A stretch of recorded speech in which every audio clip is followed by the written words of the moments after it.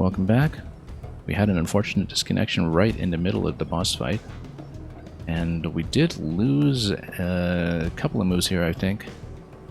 But yeah, because we just popped this heal, this group heal on these two here. And then we moved... actually, yeah, that might have taken place before. I'm trying to remember the exact order here. We obviously did move Tristan here already to use the regeneration field on a previous turn.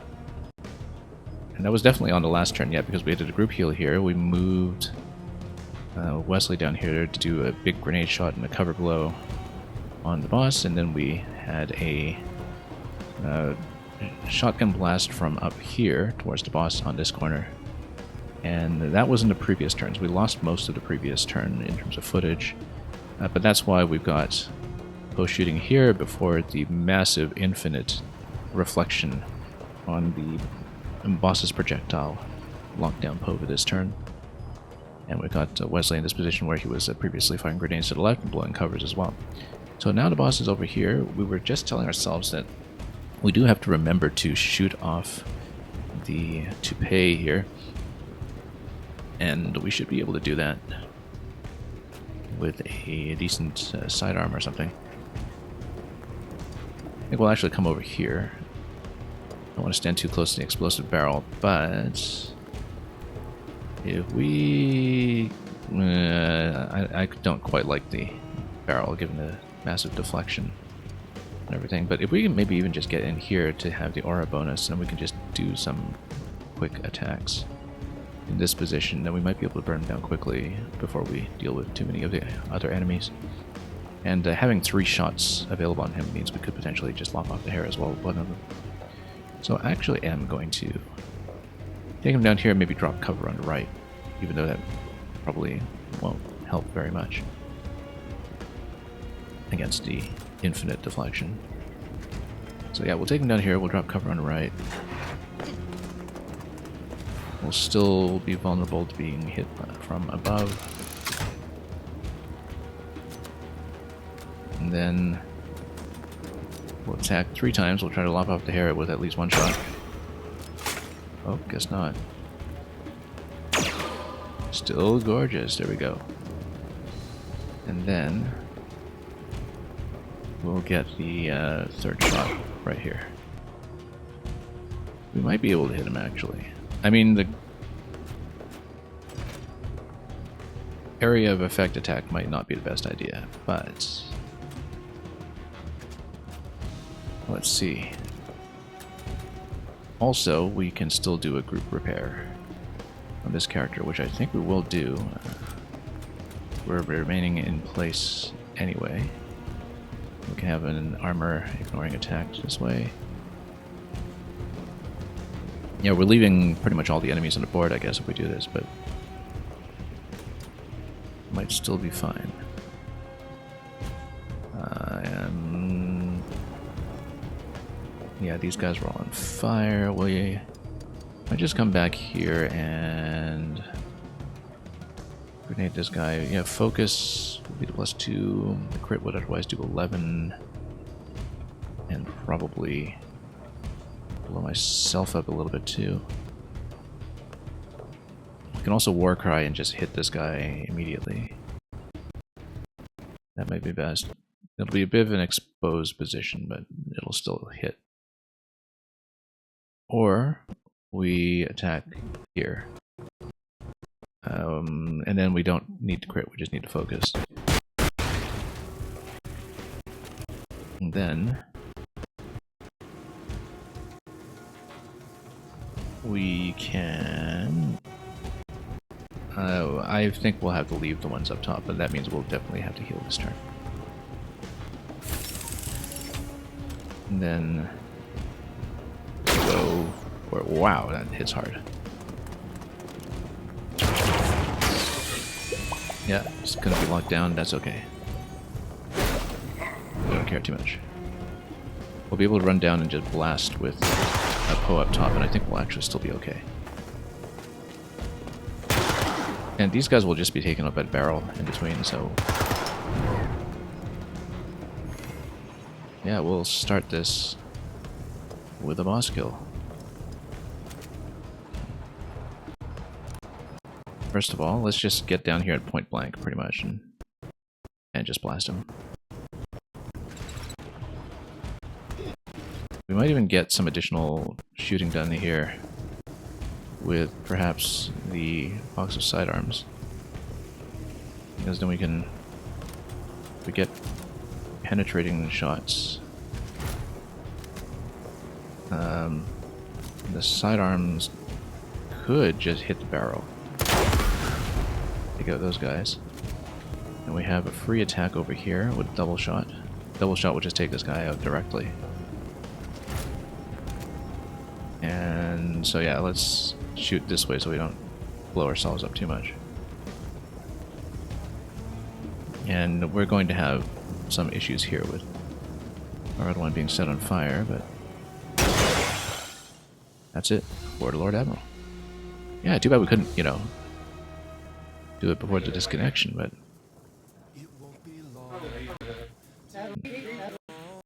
Anyway, let's remember to pick up the toupee before we get out. As well as the rod. Yes, if we can find it. We don't even know why we're collecting rods yet. And yeah, actually, all the enemies get out of here. So let's just go.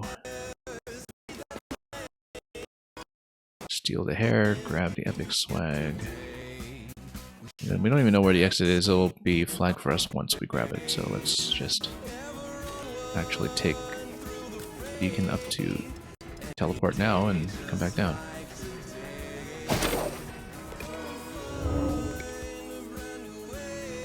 And yeah, we'll need to come down next turn. Hopefully with a surviving party.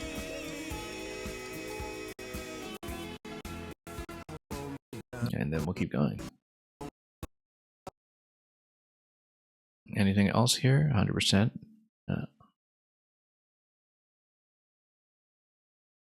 So let's take everybody out here then.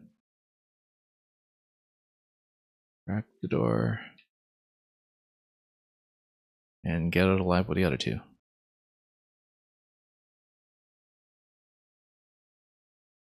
So yeah, that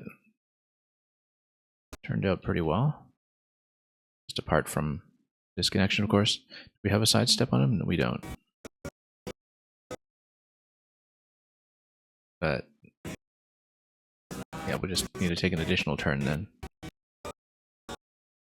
That's okay.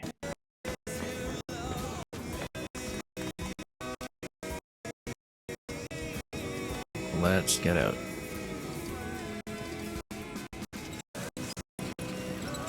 We'll be off by one tile. But alive.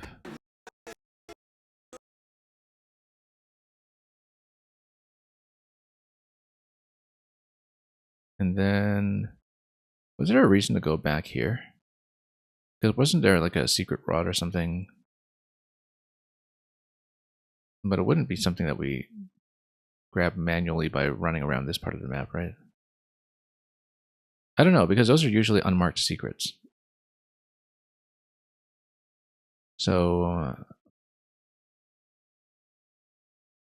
yeah, the fact that we can actually run around here makes me suspicious. Although it doesn't seem to unveil anything. Maybe the epic loot just is the carbon rod. Because, yeah, it usually is contained in those. It's not just in the open. So, okay, let's just evacuate. Oh, also, audio is dead already. Let's... yeah, this has been a... like I said, just a technical disaster stream, like disconnections, audio issues, just everything blowing up on us. I don't know what's wrong today, but let's try to fix some things. It's been just an absolute technical catastrophe. But anyway, we got the boss down. Too bad we kind of had to break that map into 2 video segments and lose about a turn of action there, but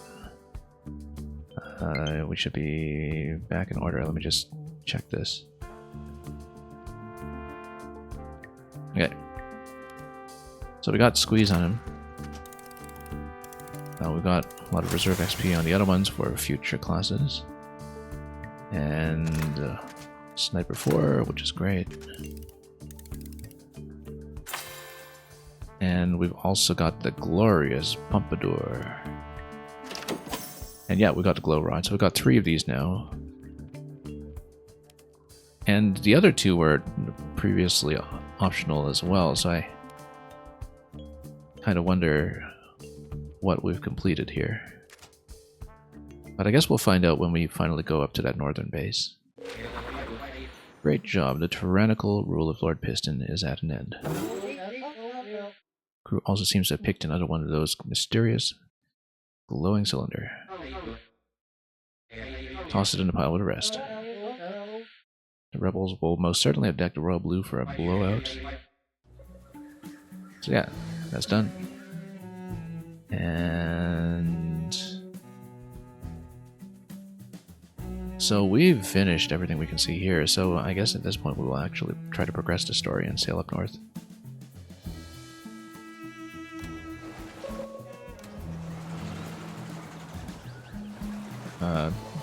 Taking a dive would be helpful.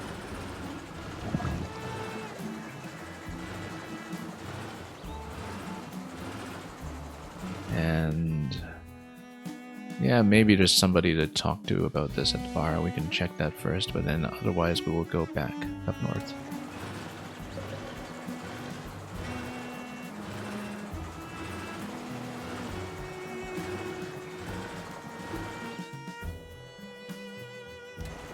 And we've cleared this path already, so pretty much to look at here. Still got 5 crew members available for other missions we may unlock along the way, so we're not going to reset the day or anything yet. I'm just going to check in to see if the story progress is somehow acknowledged.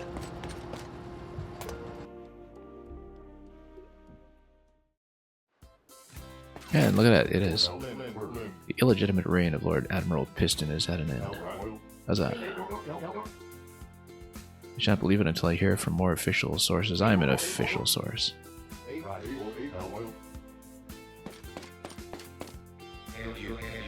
And huzzahs all around. I know some old Navy officers will happily break ranks now that Piston is gone.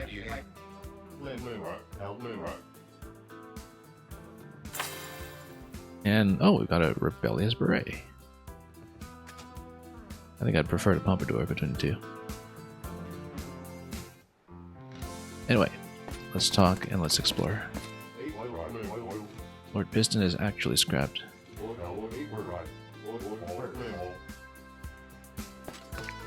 Yeah, pretty easy to burn him down, actually.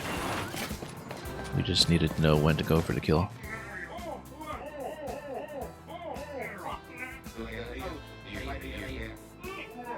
Malcolm Transfuge. Don't really remember which character is which in many cases. Oh, now these ones are down here in the cellars. The shame of being relegated to this stuffy old room.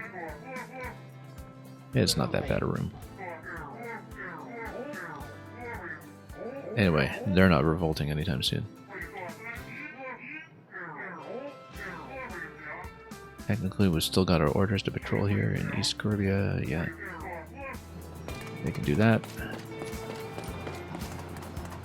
And we will continue. Yeah, nothing new with the bartender, I don't think. We're not going to end day. Lovely to see all these bots coming out of the back room. So, well. And let's keep on going.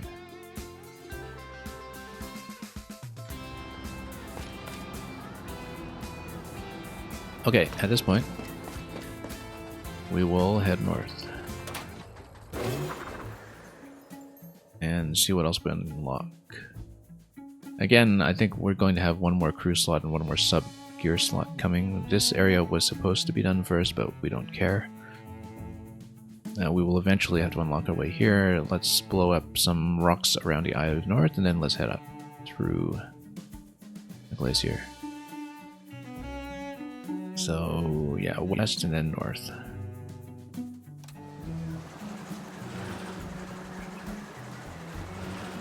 And yeah, we're looking pretty good.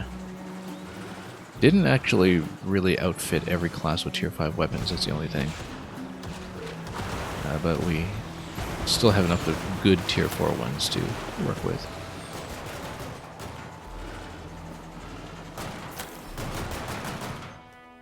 So maybe there'll be more to work with later on. Let's keep going.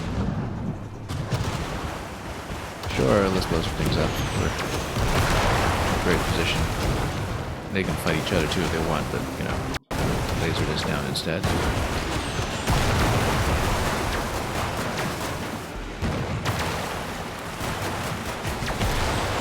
Take entirely too much damage doing so. I would expect there's going to be more ship combat when we head up, but yeah, this has been blown up. Let's blow all the gates in case there's anything we haven't seen, like a maelstrom entrance. And we'll open up all the space we can manage. This area in the middle here, we never actually figured out. Whoops. Let's get the shield up so we can ram. Also, yeah, so there's something going on this side that we haven't unlocked. Possibly it's quite far away, whatever entrance there is to this little bit. This guy's gonna run way too close to me. So we'll look around. Maybe there's some kind of secret up here that we haven't quite uncovered. But it might be a port from quite a ways off. Like I was saying, I highly suspect that this is a late game boss location of some sort. It's just much too suspicious. But we'll look around and see if there was maybe some other kind of secret in this little circuit here. Since clearly something has to head there, and we just don't know what. It's just a hat shop anyway. So, not the most critical bit of infrastructure, but... Is that a hat shop? Yeah, it's just hats. So, we don't have a way there yet. We'll find one much later. Maybe if we dive now... Nope, nothing yet, but... This looks like some kind of a Leviathan waiting to happen. Almost certainly.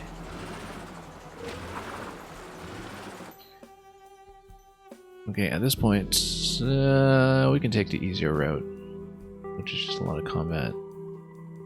Although here, oh yeah, you can bust through these rocks up here too. That's at this point going to be more efficient than it used to be to get through this whole sequence.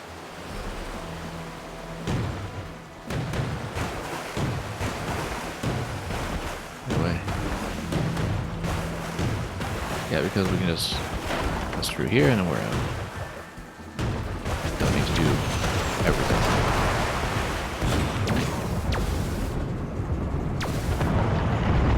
Anyway, torpedoes will take that out for me. And we'll hit this one as well.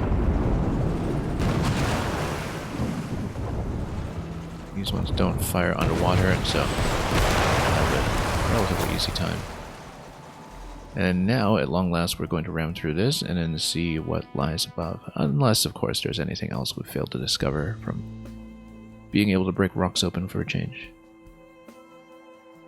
I don't think so. I think we've scanned most of this pretty thoroughly at this point. So, new territory. Let's take a look at what lies ahead up here. Ice cap anchorage. We might need some air bubbles here, if we can. Or maybe... Oh, there's some light. Maybe we should have upgraded subspeed.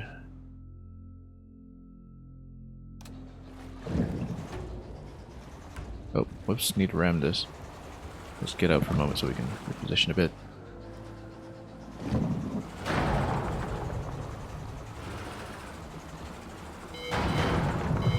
Convenient chapeau, we might as well see what's here, even though we're not really buying hats that often.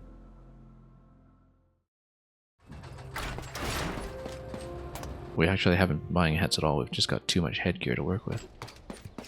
So, let's see, yeah. I'd rather like the fish hat over there, though. Anyway, nothing else. That game looks very cool. Yeah, Detroit Void, I've been enjoying it a lot. We're pretty deep into late game at this point. We've basically cleared the map.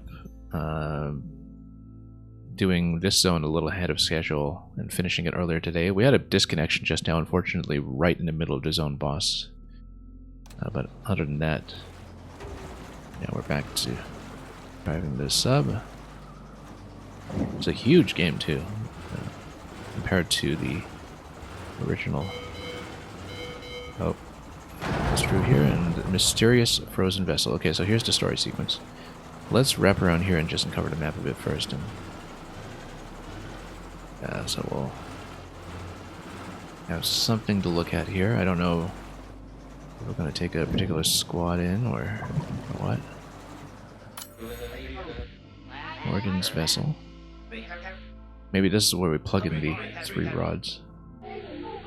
There's something about this place that feels strangely familiar. You'll notice that trophy seems to be made of similar material to the rods that we discovered, which kind of harken back to some of the green glow in the machinery going back to SteamWorld Dig 1, actually. I don't remember what it's called, but it's continuous with the same kind of tech from the Dig games, I'm sure. Anyway, frozen vessel, let's explore. Oh, it is a mission of some sort. We just don't have a crew selection for it necessarily. Let's talk to some characters first, though, before we proceed. Finally, be able to put a stop to the spread of rust. What about this divine frozen vessel she spoke of? Yeah, I wonder if we'll get to do much in the way of tactics here, but we'll find out. You don't remember anything about being the Kraken. And fragments of light and color, yeah. I'm sure we'll get trophy back to one's true form soon enough, whether we like it or not.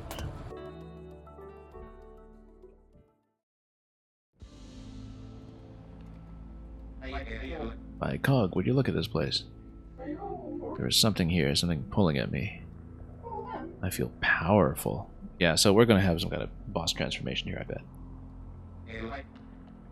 It's going to be wonderfully dangerous.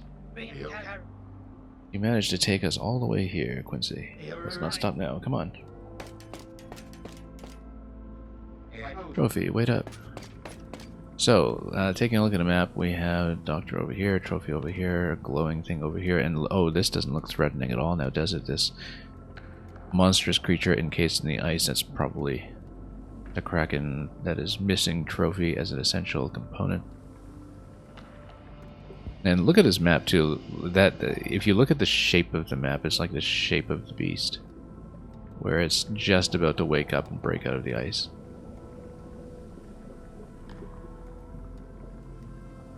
Okay, anyway, let's keep going. So, cracking this open is clearly a terrible idea, and we're going to do it anyway. And progress the story. So, what undersea monstrosity is this? Trophy, what's going on? This isn't some strange ship, Quincy, it's the Kraken. The Kraken.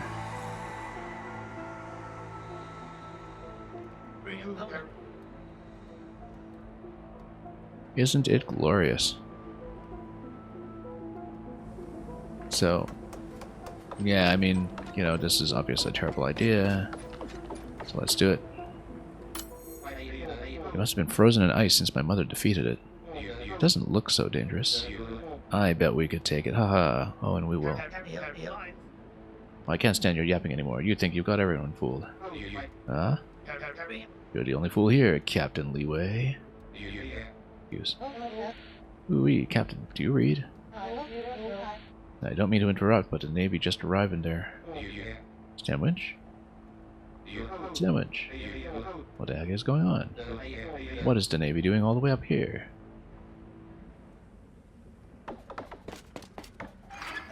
You again. If you've done anything to my crew, well, finally, the core is mine.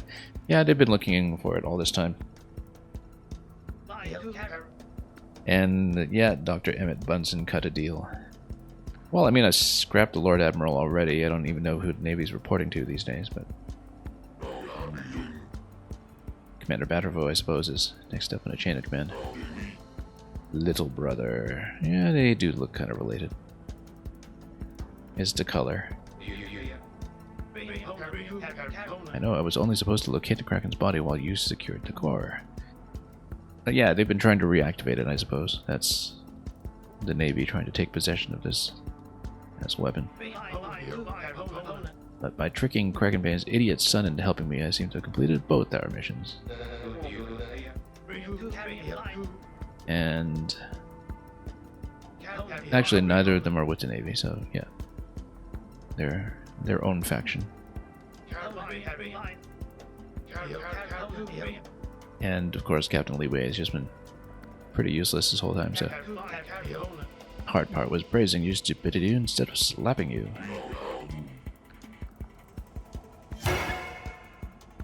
Okay, so this is something completely different. New enemies, possibly a new zone. Maybe we'll have a Zone 6 soon enough. Now step aside and let us have the core. So maybe there's an entire final zone, which would involve these fellows, and also account for the fact that we have some unlocks remaining. And perhaps we kind of got ahead of schedule by collecting all of the glow rods. That will perhaps be what unlocks the way.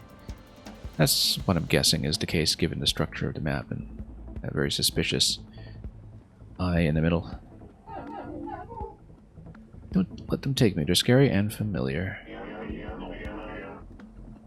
And you're not like these parasitic surface dwellers. You're one of us. You're an atomic. But yeah, this is a new faction. And I guess we'll have to blow them up. Maybe it's tier 6. You are the core of the Kraken. The Kraken was a monster. Tried to kill everyone. Gasp. And you would have succeeded if it weren't for the one called Krakenbane. Anyway. They're going to reunite the pieces here, as expected. The Kraken weapon's purpose was always to destroy every last steamboat swiftly and with great brutality. Right, because it's atomic power trying to replace steam power. That's what it is. Even as defeated, has caused this water crisis. Its toxins seeping out, killing you slowly. And... yeah.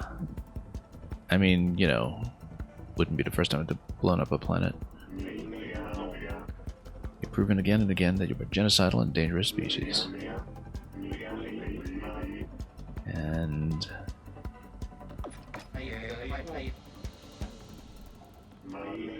well, clearly we have lots left to do. You have no crew to hide behind this time. I've already fooled the Navy into taking them in your submarine. On our way back to the impound wharf in Backwater Bay. Luckily we've cleared everything around it. Let's maroon him so he can stew in his own failure while his world dies. And then I guess we'll have to find the captain or something. Trophy, no. Yeah, Detroit, I guess that's what's happening here.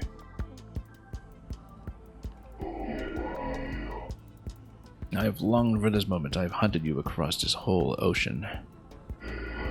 Now vengeance is finally ours. Anyway, Trophy's not too fond of doing this. He broke the world, destroying our ancient underground empire. So yeah, that's actually the plot of SteamWorld Dig 2. Because that's where you go deep into, you know, Vectron land and blowing up the planet. SteamWorld Dig 1 and 2, kind of, because Dig 1 is where you kind of go down into these zones until you get to the ones with the radioactive fluid everywhere, I think. Except it's never really explicated at a time, I guess. We should actually stream Dig 2 sometime. I haven't played it since it's originally launched, and so that was before I had a capture card. It might be a fun one to run sometime, just as a second play. I'm not the Kraken. The simpering personality you've acquired will slip away and give room to vengeance. Vengeance! Where'd I go? Betrayal. Vengeance. Ooh, that's quite some vengeance. The controller even rumbles with vengeance in this part.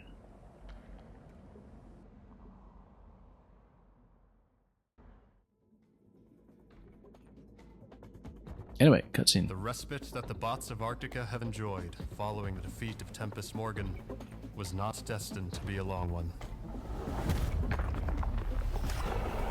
For the Atomic's creature of vengeance has once more awakened, bound to unleash its venomous fury upon the surface world. Oh, the futile hope our beleaguered captain must hold to face such an overwhelming force of destruction. Okay, so we've awakened it. We're back in Backwater Bay. I'm sure we'll get, you know, back on our feet in no time.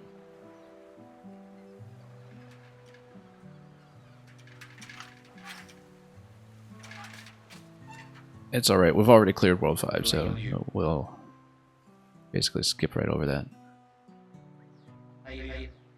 And we're there. So we need to reunite with a submarine somehow.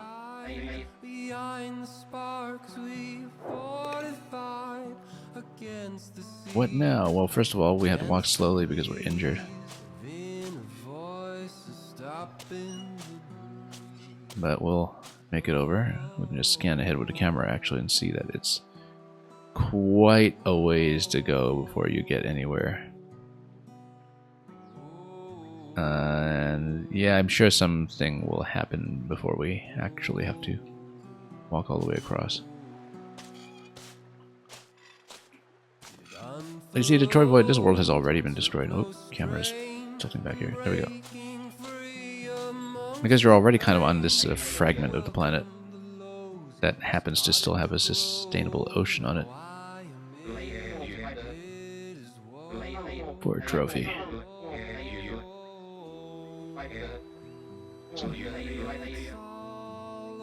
Son of Kraken Bay, and you've managed to be a total disappointment yet again. Yeah, that's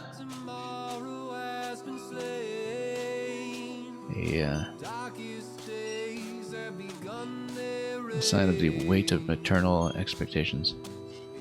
Yeah, you see that, you know, exploding core in the sky. Basically, the planets have already been blown up.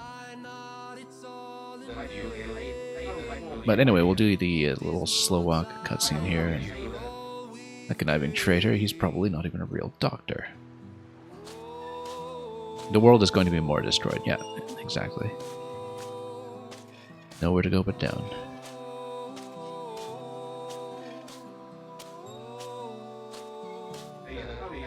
What does Bunsen know anyway? Let's see him try to live up to the most revered hero of this shard.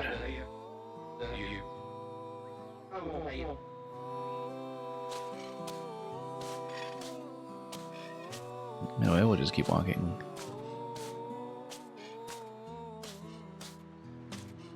But yeah, the release order was Dig 1 on 3DS, and then Heist 1 on 3DS, and then Dig 2, which came in the year that the Switch was launched. And Dig 2 kind of connects the plot of Dig to Heist, essentially, in terms of, you know, why the planet broke apart and everything, and some of the backstory to what's going on here with the atomic bots as well.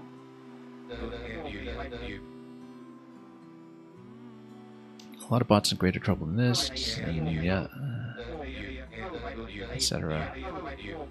He's going through the 5 stages of grief, as you're saying. I suppose so. I mean, he hasn't accepted this yet, because he's going to call his mother for help. I have to call Mom. Yep, you do.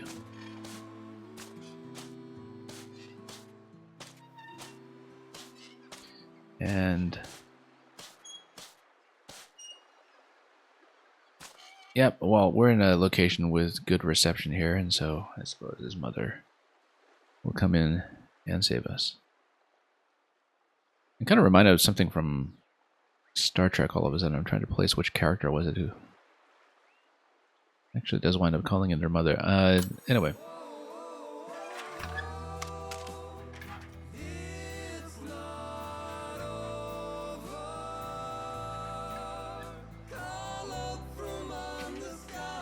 Alright. Emergency flare.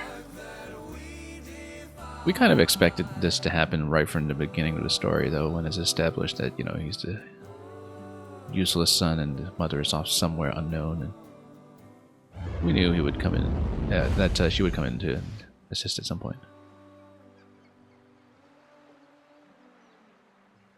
Dang, she got here fast. To be expected, I guess. She's cracking bait after all. She did give me the communicators to call on her as soon as I was ready.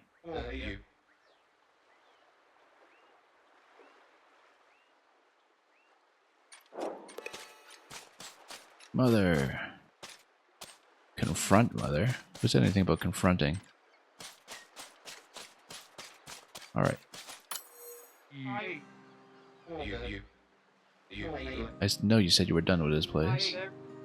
Except to come get you. So I suppose he's been voluntarily staying here all this time to try to build his reputation independently. And it didn't go well at all. The sea is cursed. He's taken everything from me. You should have come with me when I left. The core system is filled with thrilling opportunities. That's where we were in Heist 1, if I recall. And yeah, Detroit Void, that's a very, you know, quick cycle through the stages of grief before you call your mom. The adventures we're going to have together. It's really tempting.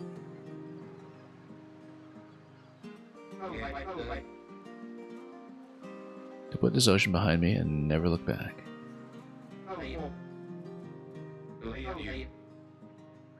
He stayed behind to try and make something of myself, yet, as we expected. Down here, your shadow is at least just a metaphorical one. I guess that would be acceptance.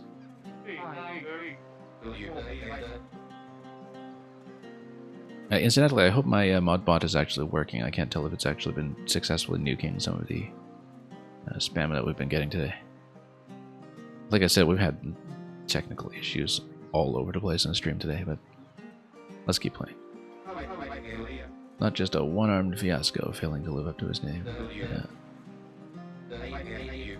And Captain Leeway can't really be blamed for that when Captain Leeway hasn't done anything useful all game. But sit back on the boat. The beast is back. Yeah. I don't think she's that interested in helping, but oh well.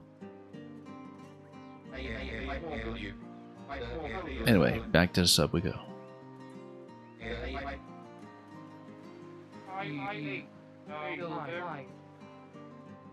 Yep, she's not doing it. Some notches simply run too deep.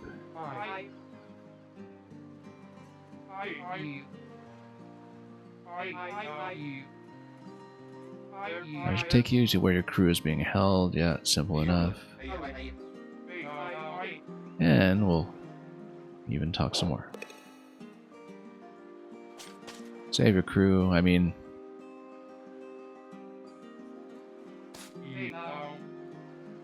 Let's listen to some backstory first.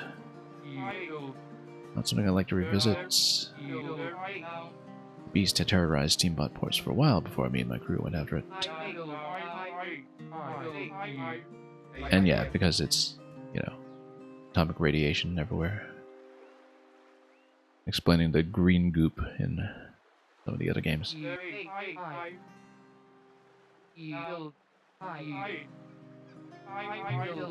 Those horrible eyes picked him off one by one. That's a bit of a warning as to how the boss will go later, I suppose. Kept a brain around as a trophy. Imagine that.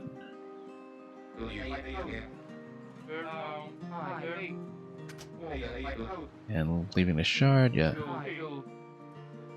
Finally acknowledging the context of this entire setting. Everybody asking her to fix things. It's a fresh start. There's chaos out there ever since the events of Heist 1. So yeah, certainly a generation's passage of time, basically. Anyway, let's save the friends. Oh, one last word. A literal hand? A literal hand, yeah, I thought so. There we go. I thought so. How can a robot have a mother? Good question. Like that, I suppose, you know, just gradually transferring parts over until you run out. I'm still a legendary hero, aren't I? Yep. She can get another one. I mean, we scrap other bots all the time and take their headpieces and such. Surely we can take a couple of arms along the way.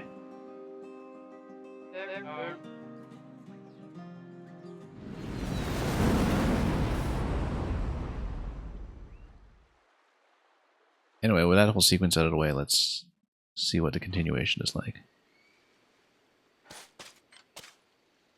I think it's implied that there's a whole atomic zone that's going to come after that. I don't know, I feel ready. Balanced. Talk speed. Okay, so do we actually play some tactics with Captain Leeway here? Let's see. Rescue your crew, yeah, I mean, wow, 19 HP plus armor. I don't even know what Leeway does here. Let's, and we don't even get to select necessarily. So I guess we'll just find out what kind of gun he's holding and what damage he'll do. We don't actually get to look at this. Redago, there was a dialogue a while back when talking to random bar patrons, but it's been 2 decades since the death of the Red Queen. Okay. Yeah, I don't know if I'd necessarily caught on to that being the specific span of time, but of course we have some things like some of the party members being second generation characters. Like Payroll's kid, for instance. Oh, we need to shoot this thing. Totally forgot. I just burnt a turn on not realizing that. Very wobbly aim here, though. It's shaky, but easy enough. Yeah, shaky for sure. Open. Oop, got lava pouring down. Is there something to shoot over here? Or do we just come over and maybe shoot the barrel so we can jump towards me? I don't know. Not really sure. Where's there to go? Or can we drop into this location? Let's see. I mean, there's nothing here. I think we shoot the barrel and then we jump over. Unless I'm totally missing something. That's obvious. I think that's what we do. And we can open the passage, right? Nope. We can't. Wait, then how do we... Oh, there's a button right there. I didn't even see it. Okay. Okay. You're right there. I suppose we're playing leeway in character, just totally inexperienced at actually fighting on the field here. How are you fogheads getting in here all the time? Through the front door, yeah. Anyway, we'll hit the barrel, obviously. Yeah, no real attacks to speak about, and just blowing things up and continuing. Is there a switch to hit here? Nope, we'll just continue. He said he's armed, yeah. Well, he is now. And dangerous. So yeah, we just need a solo through here with a totally unconfigurable character. Barrel here would be premature. Let's just fire at what we can. These turrets will tell you where they're pointing, so we don't care about them yet. Oh, we actually should hit the box. In fact, dropped all of this stuff before getting into any issues here. Yeah, we totally should drop the box. Oh well. That's okay, we'll just get here instead. Get out this way. We'll be hit by the sniper, I'm sure, but we'll just go around.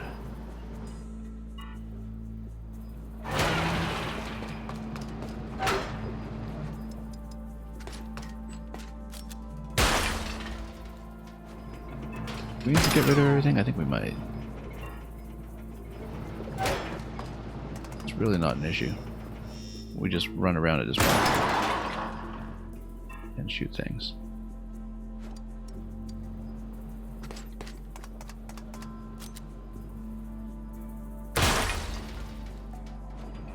And this one's just going to run around and chase, and so we're not at all concerned.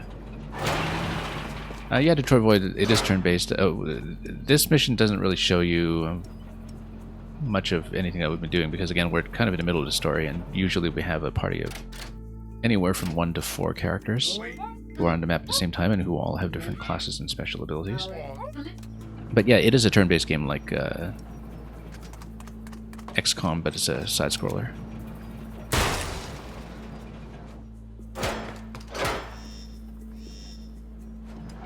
But right now we're doing a map that's practically indistinguishable from tutorial.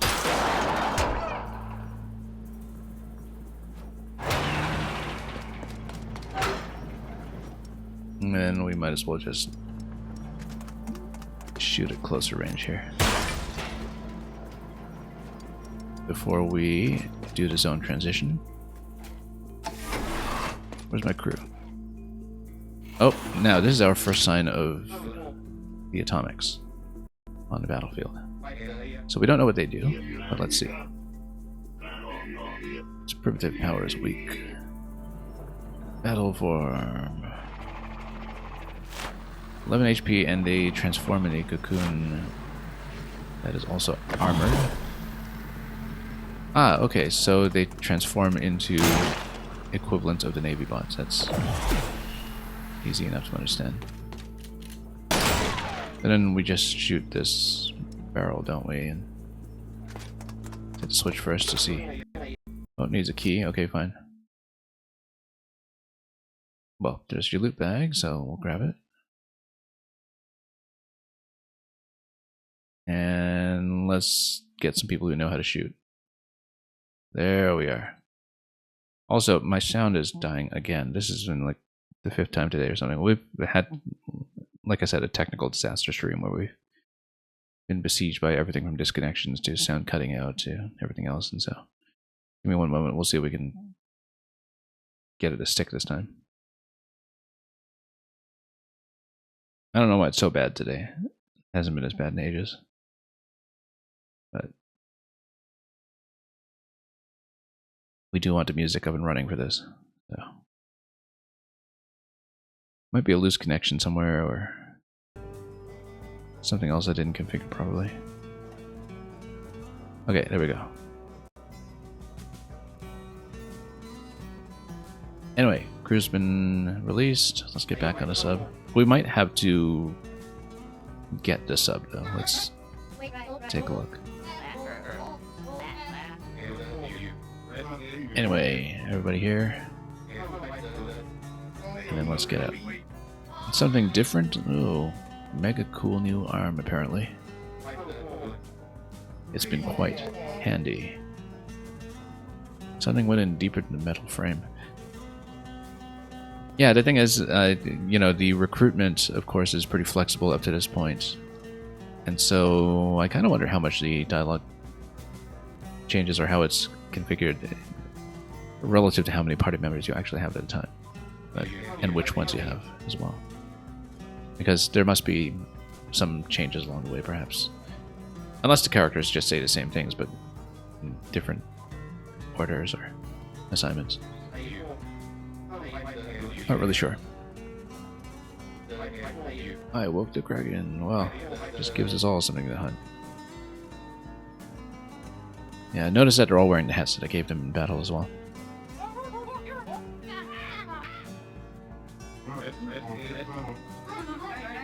Captain, you've never been a disappointment. Yeah. Anyway, so yeah, there will be a whole zone, I'm sure, where we take out the atomics and pick up tier 6 weapons or something.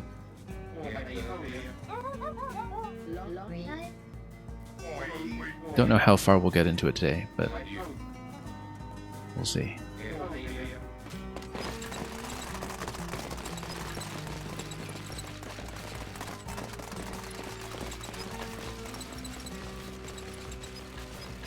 Yeah, I don't know how many more maps we'll stay on for today, but we'll at least explore up to the next zone and look for shops and figure out unlocks and such. Assuming it is a zone, which I think it will be. But anyway, let's get back on the sub, and we'll probably figure out what the glow rods are for at some point as well. And he recognizes the arm. Are you going to start boarding hostiles with the rest of the crew now? No, he doesn't know how to shoot. We don't want him here. Exactly. Together our steps echo the harmonious melodies of our souls. Find a bar. Okay. So we still haven't found a way to that extra hat shop, but anyway, let's talk to the crew a little bit. Can't wait to go explore this unknown realm and try it out for real. Yeah. Studying the others' fighting techniques. Okay. So yeah, I'm sure we have to discover a new bar and then get more upgrades. But we'll see.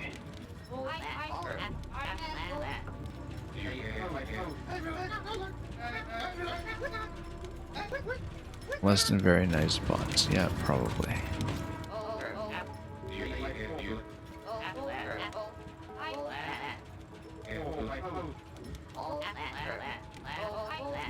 Anyway, atomic tech eventually. Yeah, no upgrades available for us yet apart from the character upgrades, but that's because I'm sure we'll unlock another tier because we do have the last sub upgrade left to go. And probably another character. So let's get out and rest somewhere. A great challenge ahead of us. Let's find a bar to rest up and plan our next move. Doesn't really matter which one is recommending that one, but, you know, how often do we actually follow instructions? But yeah, we will probably uncover something here, is what I'm guessing. That's what we've been staring at the whole time, and it's not clear out where else we would traverse at this point anyway. It looks like there are some other pools here, by the way, that we didn't actually see. It might be worthwhile to go back there to explore some more, because it looks like there is at least one other spot here to uncover. And so, when we go back up though, we'll take a look and we'll try that out a little bit to see if there's somewhere with that we could have tunneled. But it definitely looks like there's more space that we could have looked at. Let's rest up at the bar first though. And try to continue there. Also, we'll have 5 bounty, which is totally useless. We should at least hit a boat or something for 3 so we can, you know, actually gain a little bit of currency. Or maybe even do a quick little throwaway solo mission or something for 3 bounties, just so we can claim anything at all, really. I might actually do that, just because, yeah, this solo mission here takes, what, all of 2-3 moves. Oh no, because our whole party's unavailable. Our whole party was actually in need of rest, so never mind, we can't do that. We just have to either blow up some boats or we'll see. I would like to get 3 points of bounty before we proceed, so our existing 5 don't just go to waste. Pretty easily done if we just come over to the left side here, in fact, and blow things up. I'm trying to see if there's a faster or more efficient route that will get us over there.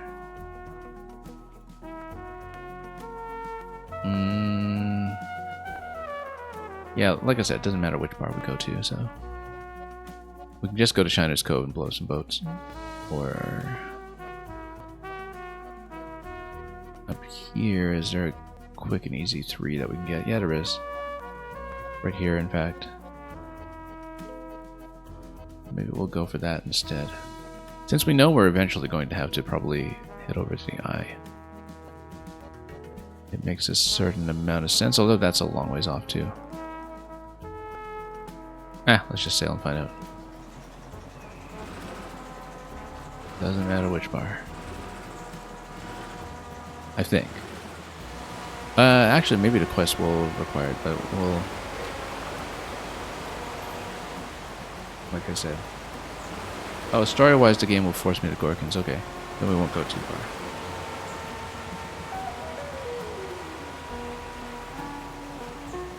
And I'm at your favorite part of the game. Okay, that'll be interesting.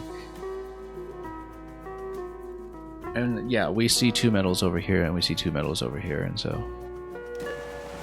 I mean, we don't really need the cash, it's just that it's rather sad to just have 5 bounty and, you know, get, what, 15 out of that when we can very easily pump it up to 150.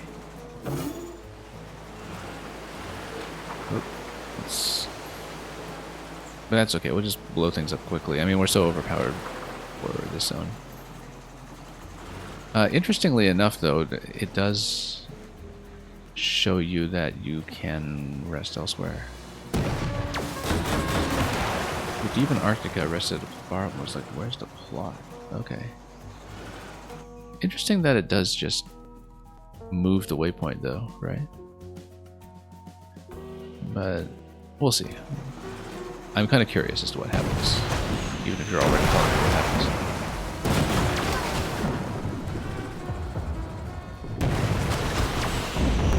Might even pick up a few fragments along the way.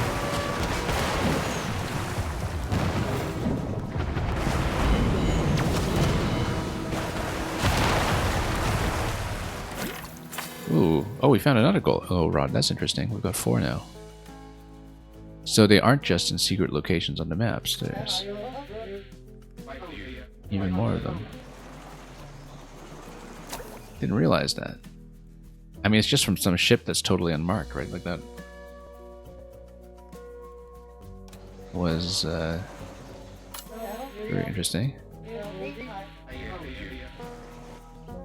Yeah, that's strange. I totally didn't expect that they would just give me a glow rod. So maybe they aren't as precious and valuable as I thought they were.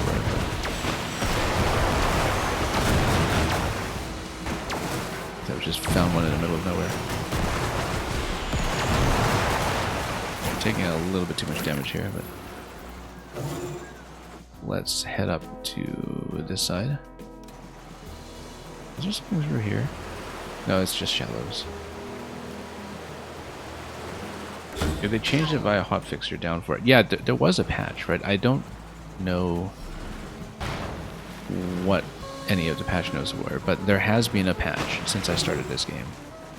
And actually, the patch was after the lovely people from Thunderful dropped by to stream as well, which was a little while ago. And so they might also have fixed the menu bug on Switch that I told them about. I certainly haven't had it come up since.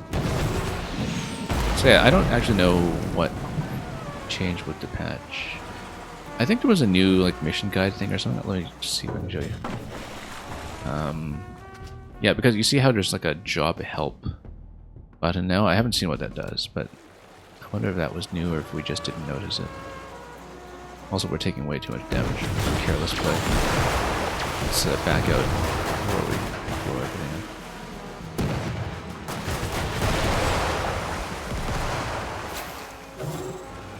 Actually, the ships have increased in quality here. Anyway, we've got 9 now. We're not going to push for 10. We'll just go back. But let's just stop at the first available bar and see what happens. Money, yeah. You never know where it could make a difference, particularly if we have tier 6 weapons coming in soon.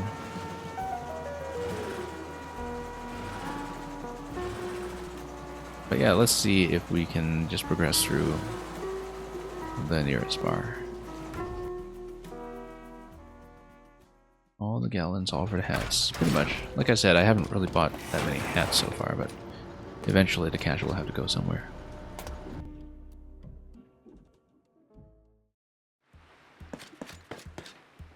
And we've got dialogue as well.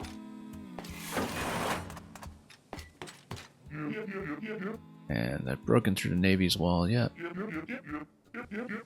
Yep says yep. And, oh, yep has more to say. Yep. Supposedly the Lord Admiral has been dethroned. I wonder who did that.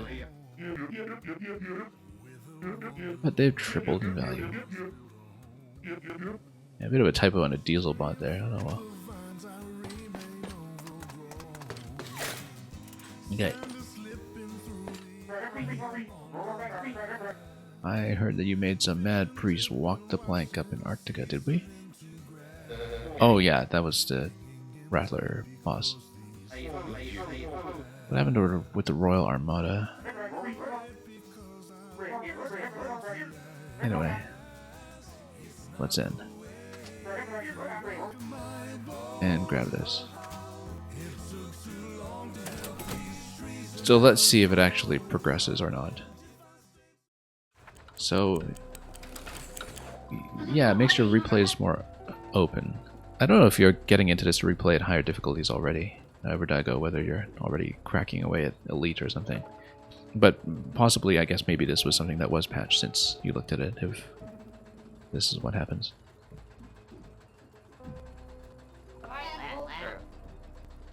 I mean, you know, maybe the developers saw that happen on your playthrough or something, for all we know. It looks like something that would have been reported for sure, though, as an issue. Anyway, the Atomics have taken trophy and resurrected the Kraken. Yeah.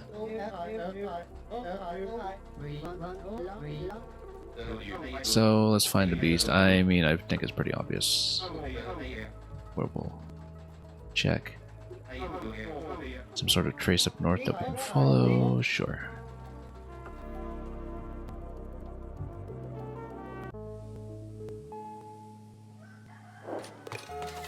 Your favorite part of the game, you say? Well, that's high praise. Let's Cogswash. Cogwash, yeah. Having the burrow submerged might not be the best idea. Well,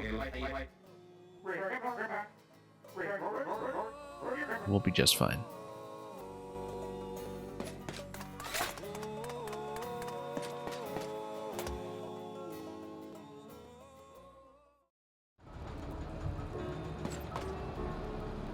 Okay, investigate Glacier Gulf.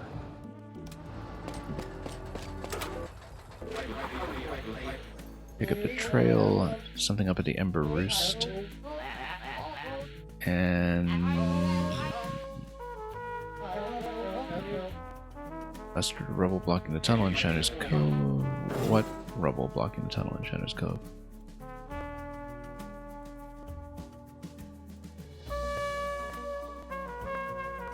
Oh, probably if you go back to tunnel here. I didn't realize it was blocked again, actually. We hadn't come back here with Rem. I hope they add a soundtrack selector, I see. That would be interesting. Have a little jukebox. Oh, it's not here. Well, this was the original map that we punched through, right? It's something about a tunnel in Shiner's Cove. We didn't see one.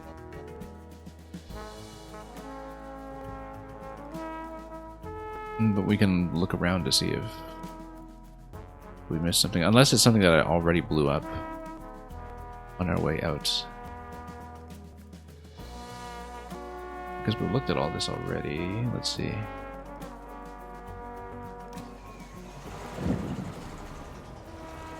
Oh, is this something? Oh yeah, I see it, There we go. We could have just done that all this time. Okay, that's fine. Yeah, I mean, you know, we know this is going to lead us to the Eye of the North somehow. Look at this. This wreckage here is new. Oh, because that was the former bar in Glacier Gulf. And so the Kraken has just consumed it. Very frightening. And of course we can bust through the west side over here if we want to break those rocks for a change. So yeah, no wonder there was nothing at that bar in terms of loot or anything else. It just gets blown up. Anyway, let's head over.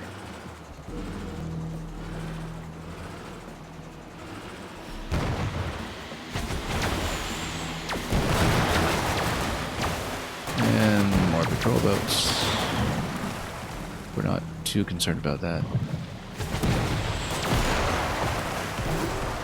There's more cash for me. And let's continue.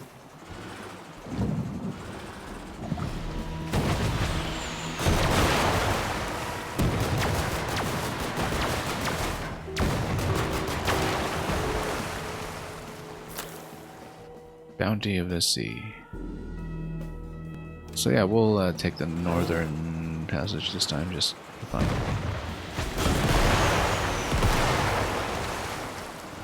Blow everything up while we're here.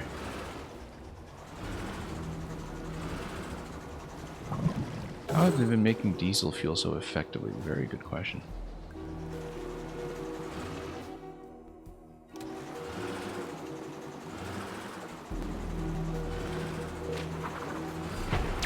Join or sink? Oh. I think we'll sink. Probably not what they meant, but... bypass this way. Get the torpedo up and running, and then just blast this guy. And yeah, look at that. There's the goop. The Glacier Gulf bar is gone. What a disaster. The Ember Roost. You're saying someday you'll get more diesel lore, yeah. Given how the games across the whole SteamWorld IP tend to fill each other in. Very probable. This place ain't safe. Nope, it's not.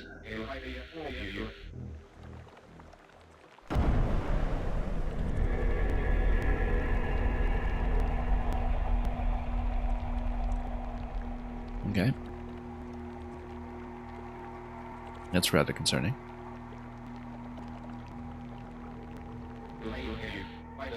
Trophy. It's even bigger than I remember.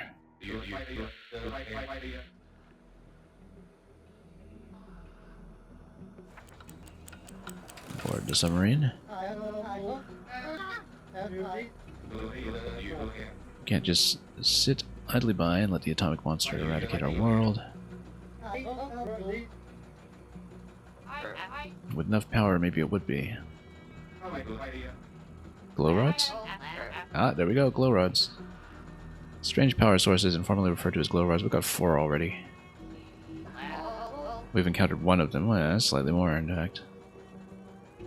I wonder if you're required to have encountered 1 by now. I'm trying to think about whether that would be the case. Maybe that's why the game just kind of hands you one on one of the first ships you encounter. My clamp's on enough of these glow rods, so how many do we need? It could be anywhere. Tracing device. You got an inkling where you might start. Okay. I mean, we found 2 of the ones in secret rooms. We found 1 of the ones off the Lord Admiral, which I suppose would be the reason the game gives you to run a hit job on Lord Admiral, but we'll see. Yeah, maybe it's a dynamic bit of dialogue, like maybe we're not actually required to have found 1 by this point. But North Sea and Titan's Drain, we did find these ones, didn't we? Or, well, we'll see.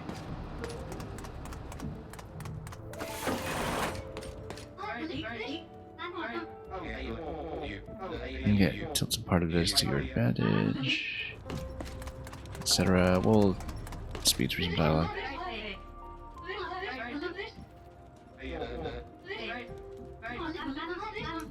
Really should have left the orphanage sooner. Yeah, I guess the bots to kind of grow into larger frames. A slayer of monsters. Yeah. Notice how this says staff only. I mean, we're the only staff here, really. Okay.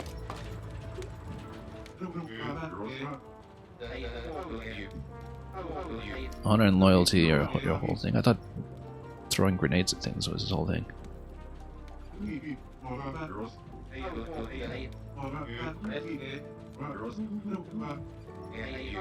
Metaphorical matter of staying alive. Okay. Yeah, so we still have character upgrades. We'll worry about this later when we're actually doing maps again. Likely more upgrades to unlock, like the next sub-slot that we need to save for anyway, so. A round of roughhousing after work. I found glow rods faster than you, Verdago. You didn't get your first one until you killed the Lord Admiral. Oh yeah. Yeah, because I had picked up 2 already from levels, like I said, and I had in both cases noticed that the doors were there. And in both cases there were levels that I wanted to go back to anyway because I didn't clear them with full stars the first time around.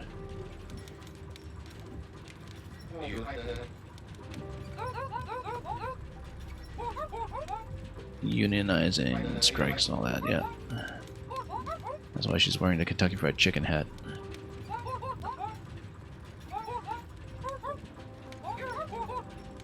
Anyway, let's keep going.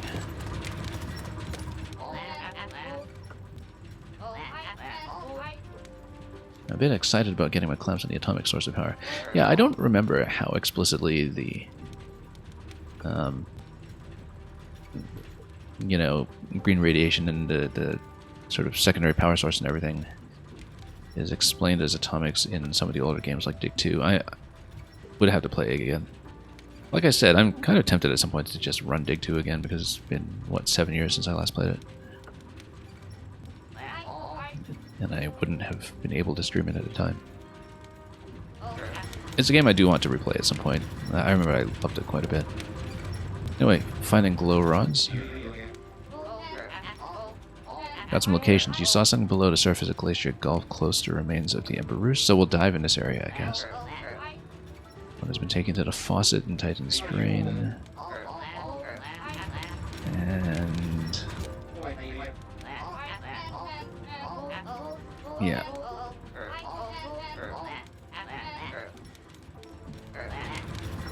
Okay, so I guess we'll have to grab these two. So yeah, the waypoints are for the ones that she knows about. I don't know if there are more waypoints for the ones that I've already obtained if they had not been obtained up to this point, but we'll find these ones.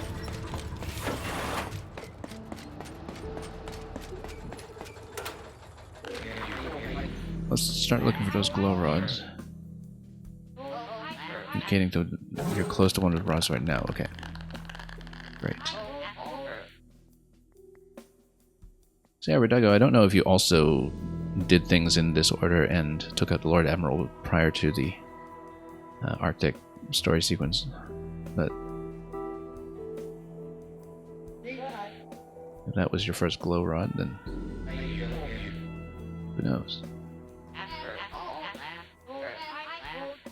Anyway, glow rod, there we go. My instruments never lie. Okay, the faucet. Titan's Drain. Was the faucet the name of the bar? I think so. Well, let's just head over there then. See what happens. Maybe the detector will pick it up. Two Glob's boats.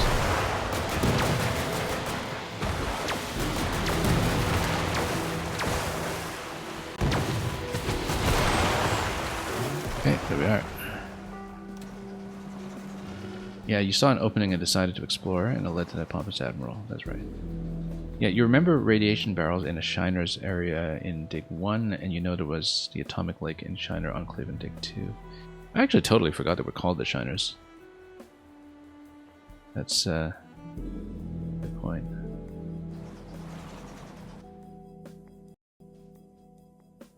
Yeah, hence Shiner's Cove. For all we know. Anyway, let's head to the bar here. Was the bar the one called the Faucet? It makes sense. What to be? I don't remember any of the names. The Faucet? Yeah, okay, so potentially we just dock with the bar and then we find a location inside. So some of it might be story locked such that you don't... Well, I mean, obviously the one that's in the wreckage in the Glacier Gulf, that one would not have been available until this point. But how am I supposed to join the Rattlers?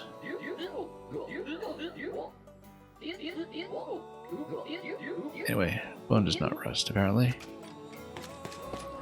But we'll talk to everyone we can. Ah, okay. I saw what happened to the Ember Roost.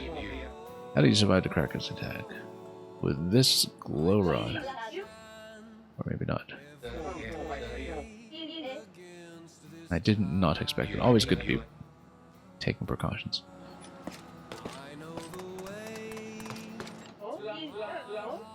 Talk about some sort of ancient monster, yeah.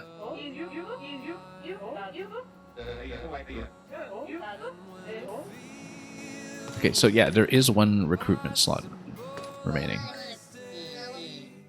But of course we need to unlock the slot first, which we won't be able to do just yet. But it will start him at Engineer 5, which is great. And now we can see what his secondary ability is. Secrets of the Deep. Ah, okay, it improves this action for, wow, 10 damage. And yeah, so you basically pierce for 10 damage everywhere and then self-heal with it. I think that is the last crew member unaccounted for. So surely these ones have the glow rod. We still don't know who these bots are, so you've finally seen our real enemy. You faced the Atomics. Do you really think that you would have been ready for any of this when we first met? Didn't exactly count on you having an atomic agent on your side. Well, you've got the glow rod. I will join you on your sub. Okay, works for me. I guess he will tell us all we know later. Any other dialogue?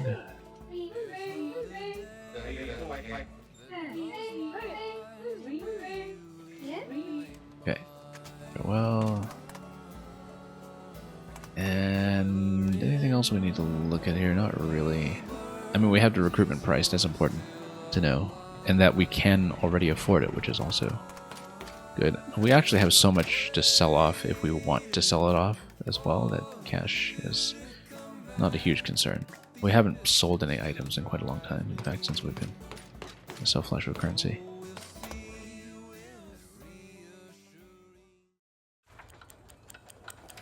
Okay, more plot.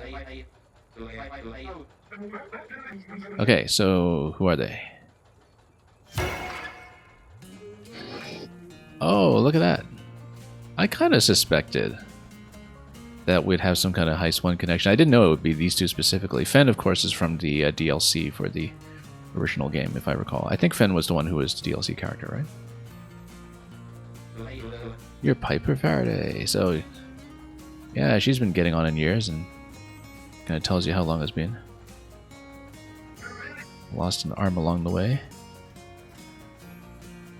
You got so emotional hearing this theme. Yeah, it's... I mean, you know, we knew the connection to the first game had to kick in at some point. I just didn't know it would be this explicit, but... Yeah, I don't remember much about Fenn's storyline specifically, actually, but... oh, no, that's right, because that was also kind of a connection to Dig 2, right. Now that I think about it. Yeah, it's coming back to me a little bit now. It's been, I think, 5 years since I last played Heist 1, so I'm trying to think about the order. Yeah, because Fen...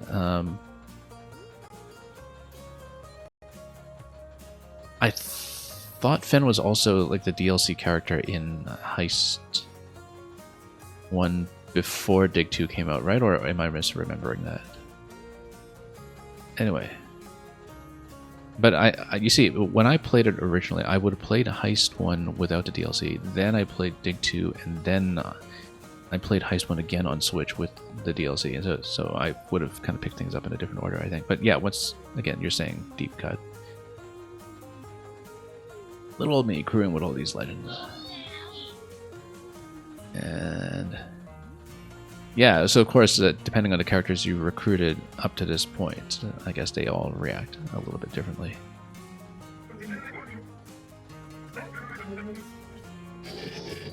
We have to travel into the deepest trenches of the sea. There we must find a way to defeat our enemy.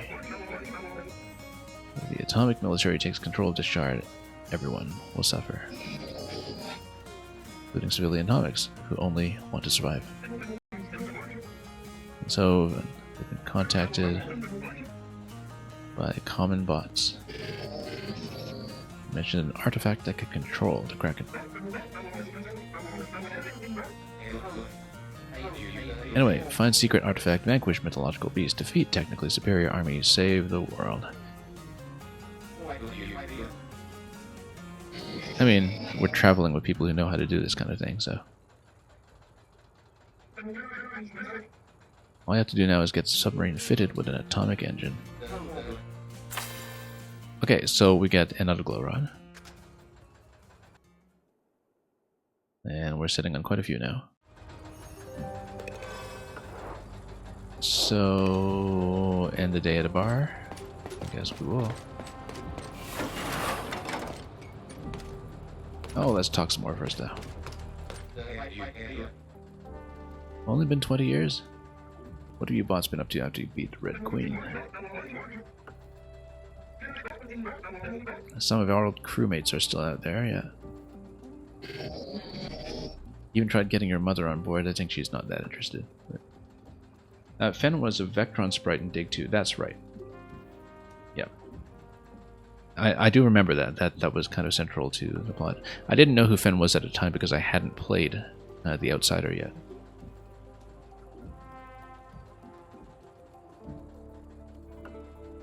And yeah. But I did recognize right away when I played Dig 2 that it was kind of a connecting point between the setting of Dig 1 and the setting of Heist 1.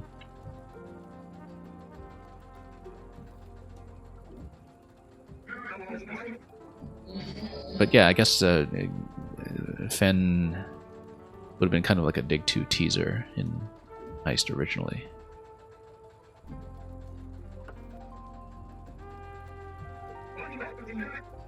I probably should go back and finish Quest at some point. I'd have to start over. I think it's been so many years since I looked at it.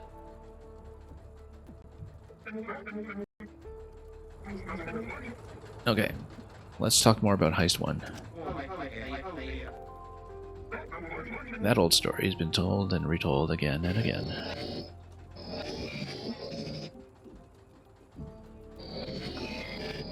There's even a super rare edition. I mean, we have it on 3DS, we have it on Switch. Which one's super rare? What happened to the rest of your crew? Yeah, okay. I guess we couldn't have everybody answer the call. Wonky has parked the old ship in a calm asteroid in the Outer Rim. Would have been nice to have Seabrass with us down here, but he and Billy had to head for the Lesser Sea Shard. Yeah, I mean, you know, because Seabrass was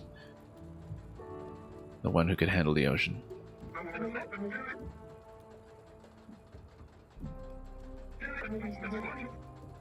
Hopefully Billy's way with words will complement Seabrass's untamed rage. And Sally and Dora, of course. Right, because Sally was the farm girl or whatever in the first one. It's coming back to me slowly. I didn't quite remember all the characters off the top of my head. Valentine is helping them when he's not busy with his speed dating service. Beatrix and Ivansky. What about payroll? We want to hear about payroll.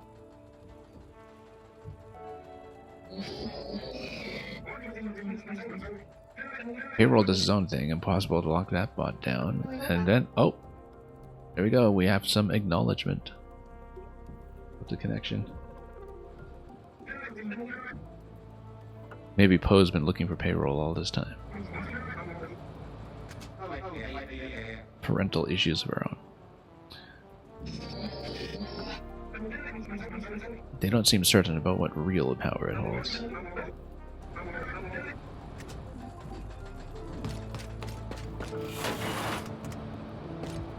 But yeah, this is such a huge game. It's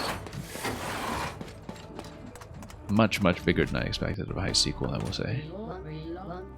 Even with the expansion of all this new material like the ocean play and everything.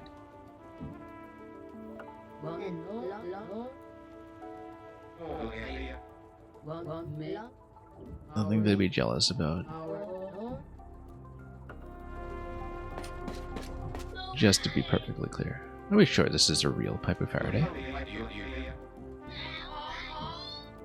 Looks a bit worse for wear, not as cool as she's portrayed in the legend as well.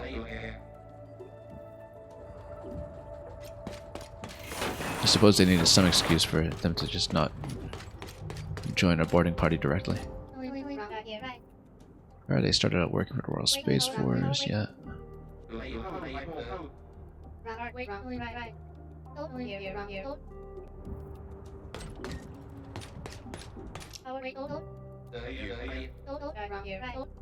No one's gonna call me a grifter after we defeated a beast.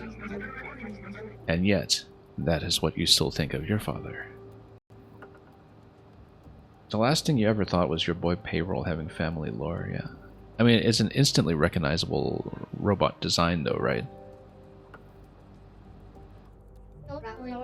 With that single wheel here. He was a con bot. He didn't care about anything except claiming an easy payroll. You see, Crowbar also plays flanker, or at least started out playing flanker, so there's a little bit of natural sympathy there.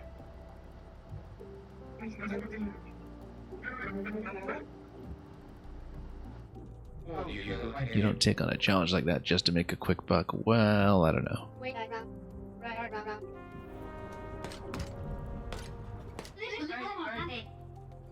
Can't believe I'm part of the same crew as Piper Faraday.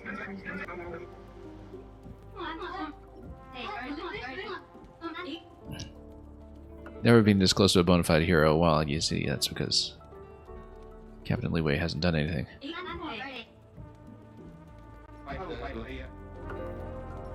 Literally hasn't done anything, apart from, you know, breaking everybody back out of prison, which I guess was kind of impactful. Anyway, was that it for dialogue? Yeah, let's just keep going then. End day at the bar.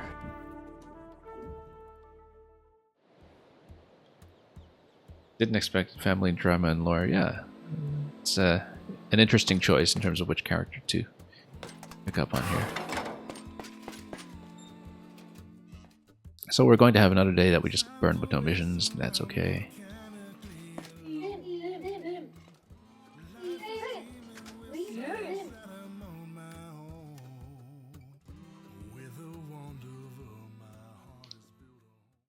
One of the only times we've just ended with no bounty. Actually, pretty much the only time. So we've got atomic energy. So what about all those additional glow rods I got? What kind of improvements do we make with them? Maybe they're able to get us upgrades or something, or I don't know.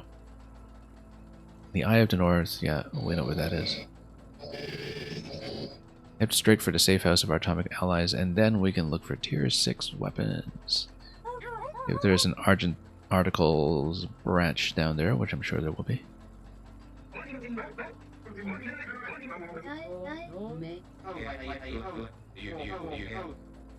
Head for the center of Arctica, and yeah. Hero was always your favorite party member in Heist. Yeah, second to that absolute unit, Ivansky. I don't remember who I used most heavily. I know I used Payroll a lot. Just because, you know, Flanker class is, in general, just a lot of fun. I mean, in general, I like really swift movement, and that's something that stood out to me about Heist originally. Alright. I'm a fairly slow and methodical tactics player, as you can probably tell, in terms of being pretty defensive sometimes. And the thing that stood out to me right away about Heist 1, and to some extent Mario plus Rabbids as well, was just that the movement was so swift that you'd just be all over the map and flanking everywhere.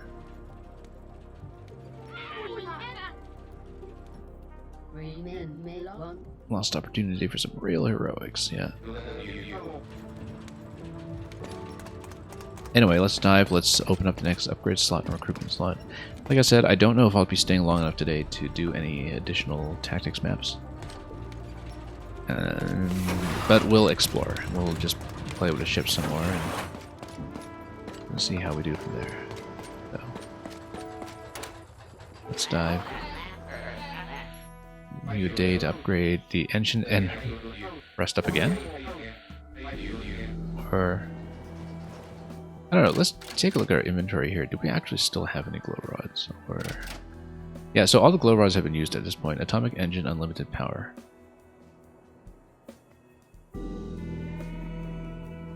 And yeah, wheel and deal is wonderful as well. It's in general, I think the gameplay in the Heist, both 1 and 2, just has this sense of speed to it. Once you get your movement options going. And And this engine will let your sub penetrate the deepest reaches, etc. And air supply is good. Geiger counter. Well, we've got what we want. Alright. So yeah, all the glow rods have been expended at this point, so let's just head directly to the eye. So what were all those extra glow rods for? I don't know if they were all required or if you just needed a certain amount or what, but it seems like their relevance has ceased since we no longer have it in our bags. Also, maybe it's some kind of connection from down there that allows us to resurface in the maelstrom up here. But we'll find out.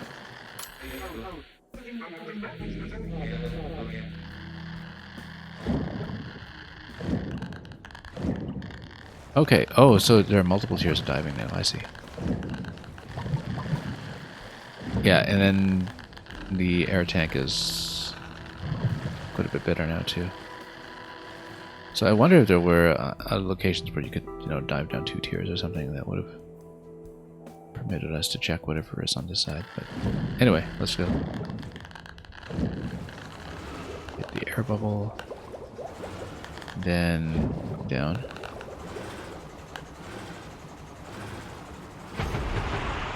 Whoa, that's a very deep sub. Unexpected company.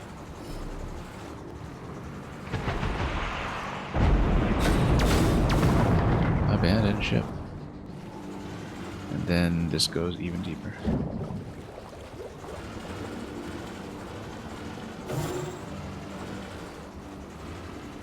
Okay. Then, whoa.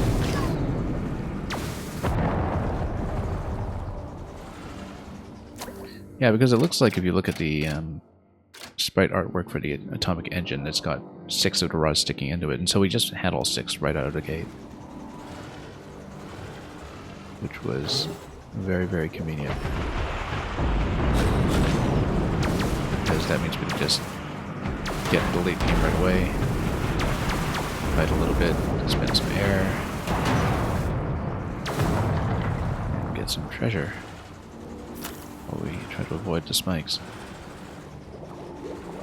Hit the air pocket. Whoop, let's be careful here.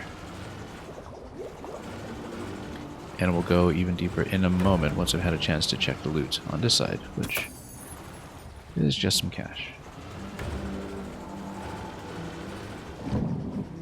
Wow, even deeper.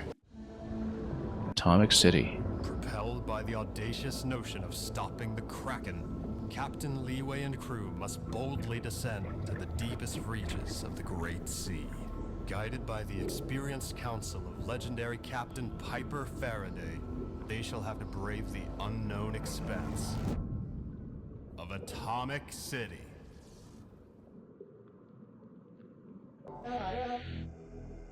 There's a bit of a copy editor part of me that wants to proofread some of the script sometimes. Because by counsel, I think they actually meant C-O-U-N-S-E-L. But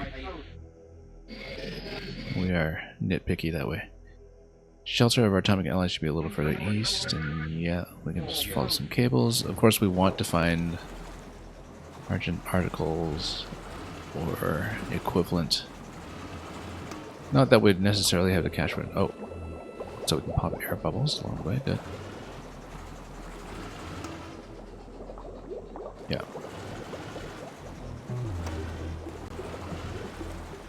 Because if we can get some kind of additional shopping done and get really higher powered tier 6 weapons going, that would be best. Introduction to entropy. We're not doing it yet. I'd like to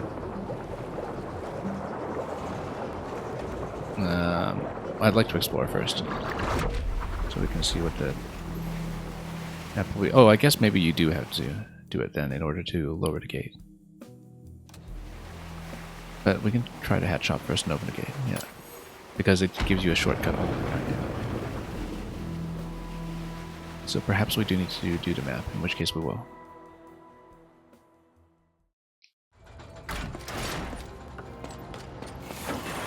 And what do we have for hats? Investigate. Self-service, yeah, as before. You have some holiday wear here too. Jolly hat. There's a neat little Home Alone moment here. Deck the halls and bounce your bullets off the walls, you filthy animal.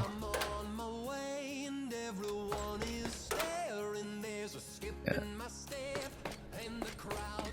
Okay. Anything down here? Not really, just a dartboard.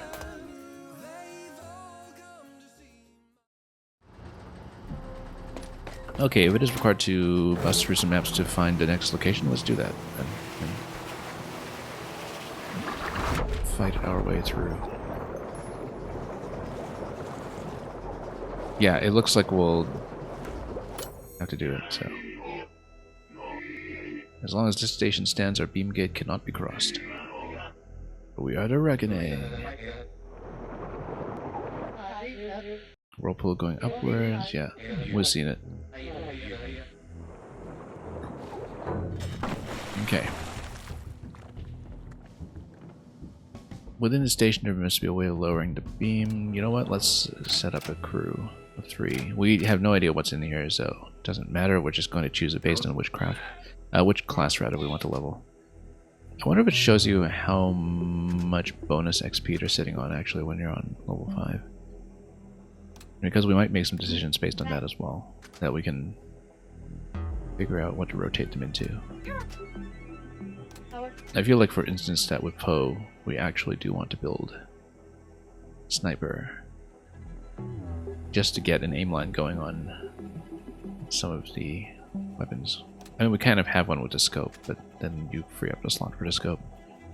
And Poe is kind of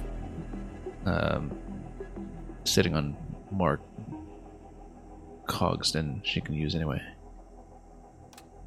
But let's see. I think we'll get back into Daisy leveling Reaper here, perhaps. And yeah, Beacon's still on Sniper. What was Sniper 5 anyway? Oops, wrong thing here. Right, that's what Hunter's mark.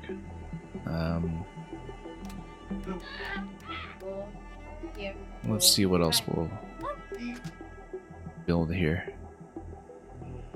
Right, we wanted to build Cornelius' engineer for a little bit, and so I think we'll do that. We'll just move some of the engineer stuff over to him, like tri-shooter plus casings.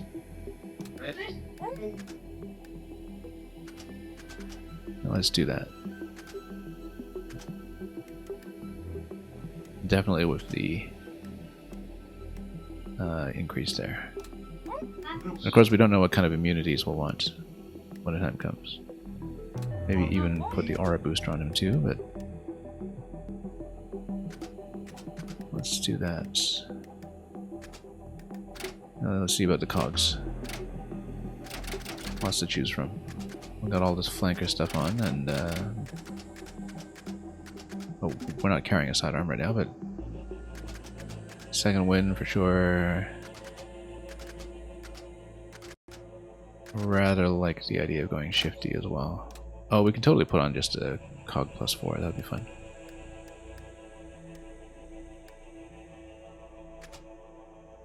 And yeah, that's fine. We should have bought another cog chain too, actually. These are just very good, but maybe there's going to be a cog chain 3 that comes later on or something. And then we can really build into something interesting. And yeah, let's go payback probably, but let's just take a look here. Yeah. So we'll go Cornelius on engineer.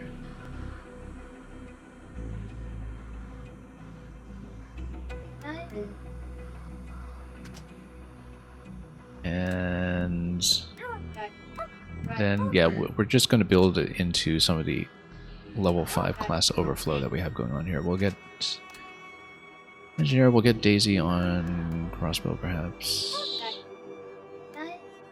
No, we haven't been using some of the new characters as much, but then they do start it as level 5, so maybe it's not as critical. It would be sort of interesting to build her as Reaper, actually.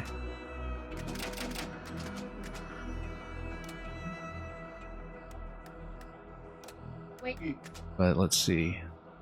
We still have him on Boomer here. Oh, right, because we peeled off the armor. Still a beacon leveling sniper, which is not a bad idea. I was thinking about who we'll take. I think we'll keep her on Reaper. Siphoning crossbow and put something else on her here. How are we doing for cogs? Got plenty.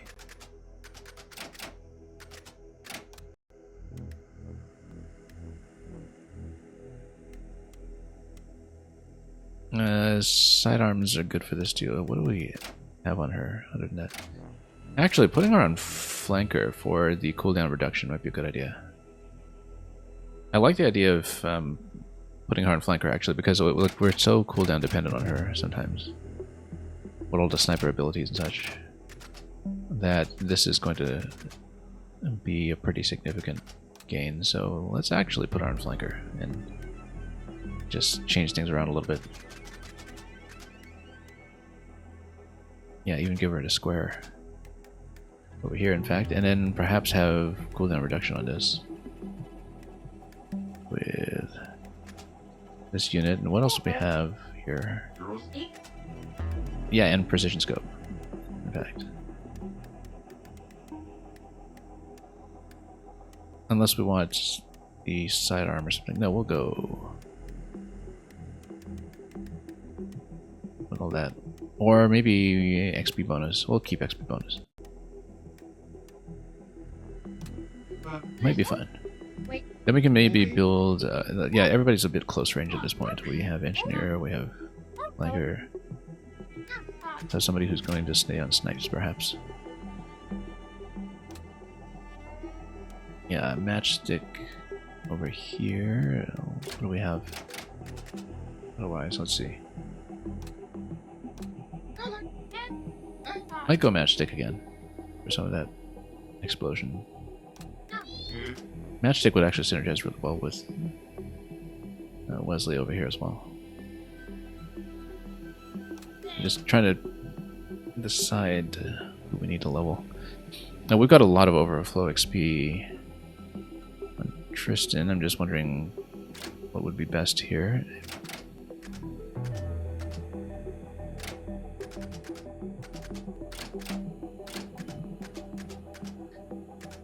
In terms of some of the existing synergy. Sidestep. Either that or we can kind of build Wesley towards Reaper 4 as well. Since we don't really have anybody else who's close. Yeah, so far we've decided we're going to take Cornelius as one. Oh, we don't actually have a second heal on him. Do we care? Maybe not. We already have the one heal. Yeah, that's right. That's okay. We'll keep him like that. So we'll take Cornelius, we'll take Daisy, and we'll do one more class swap on somebody.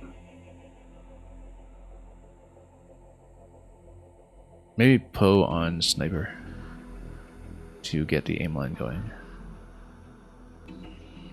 Yeah, I think so. So we'll go matchstick, actually. That'll be fun. Even if the single target's not going to be quite as good. And then we can reconfigure a whole bunch of things to get that going. Let's see what we have room for. Piercing attack.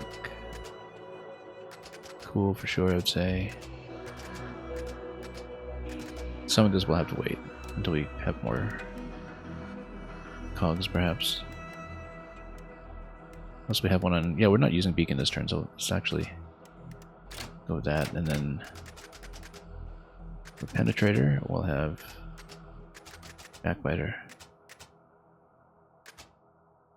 But we don't know what kind of floor effects will be on this map as well, so, you know, that could be helpful.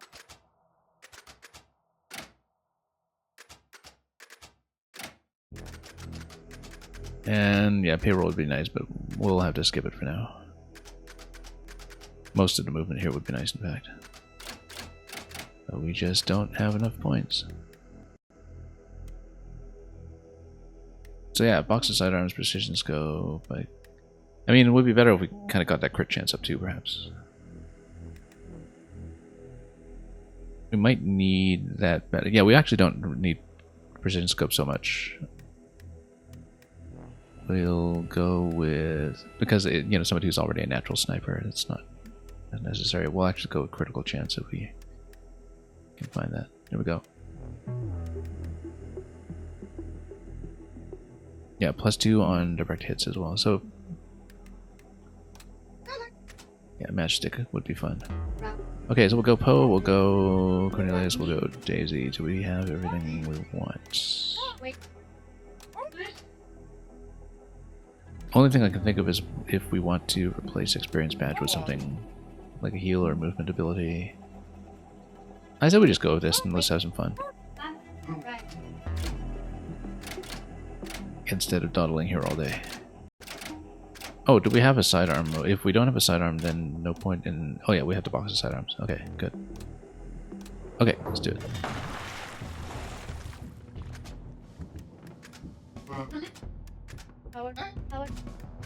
So, all new classes on everybody. And we'll hopefully benefit from some of that overflow. Alright, let's break this open. Taking all these level 0 classes into a new zone. That'll be a great idea.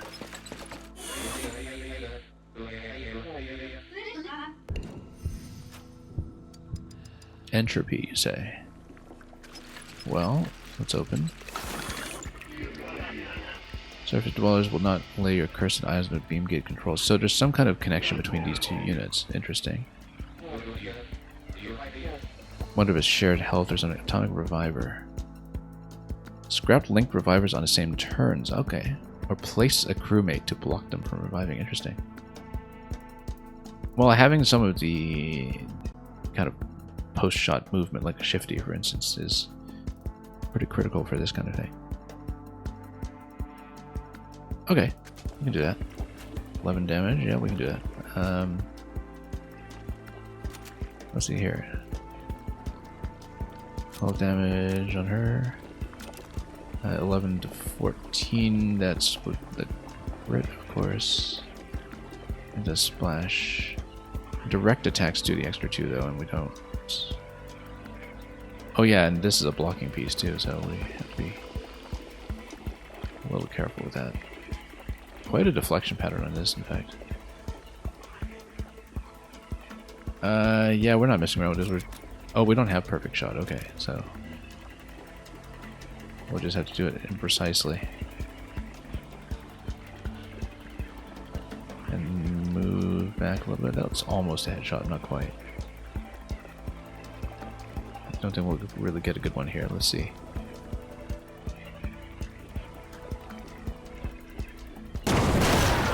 Okay, there we go.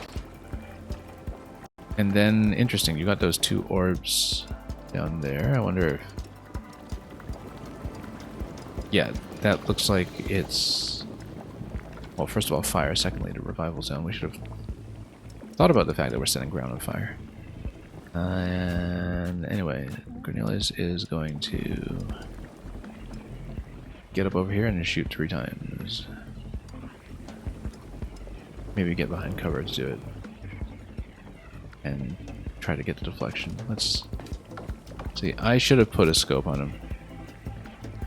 Oh well, whoops. Well, we can always sidestep really close and just point blank it a bit.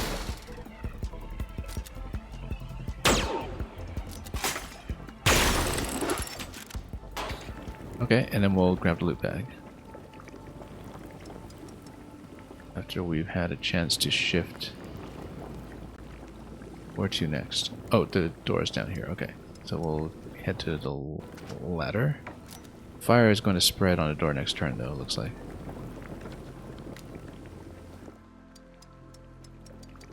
So we better get here now. Is that within loot range? It's...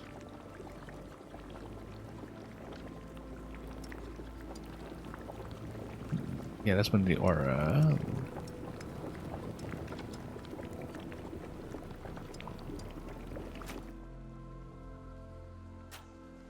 and... right, because let me check her. Flanker is 0 currently. Pick up loot from aura 1 range, and then, yeah, everybody's range is extended by 1, so this should loot. And then we can take her over here to crack open a door before fire damage really starts to settle in. Oh yeah, she's gonna burn. Not good. Oh, interesting, that cover appears here. Interesting. I don't know what that's all about. Yeah, retreat or suffer. She'll need to put out some fire. She can also come up here and shoot right away. I'll just get over here. And she should use a turn to stop burning. Oh, didn't read the floor accurately.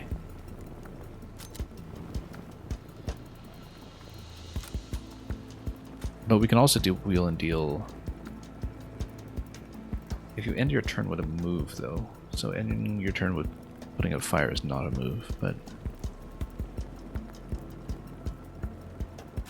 let's maybe move our other characters first and then decide. So perhaps here.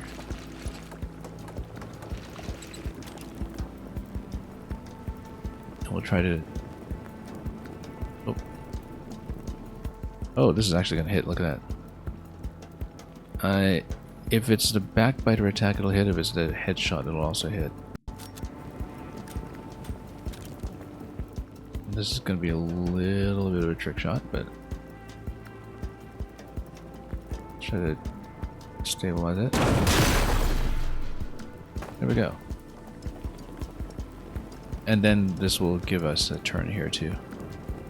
Put out the fire. Now if you come over here, then you can... what class am I even playing here? Engineer, yeah, 3 shots down here will do it. Let's get a nice shallow angle, perhaps.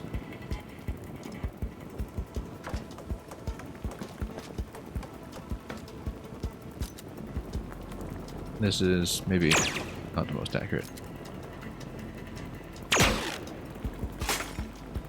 Broken and volatile, so this is going to blow up, right? Okay.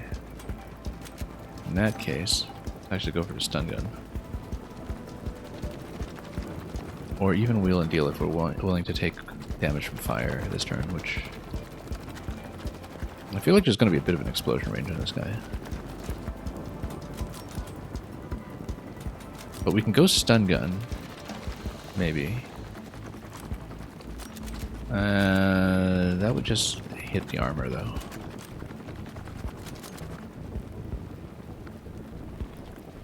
But it's broken by 1. Wheel and deal would allow you to basically have up to... yeah, it would be... technically it's just +1 armor right now because of the broken effect, so you just need 3 damage. Wheel and deal would give you that additional point, so wheel and deal. And then you would be able to put out the fire after that this turn, assuming I can hit. Which is not at all guaranteed. Let's go perfect aim. This is not going to work at all. We can deflect with a stun gun, like that. It's a free action, and we can put out fire. Oh, okay. Well, we knocked off his hat, because that actually qualifies as a hat. And it's stunned, so let's just stop burning. Alright, we got actions again. And nowhere to go up on this side of the map, so let's just get over here and start firing. Alias. Yeah, once again, I don't want to stand too close until we know how things are going to blow up here.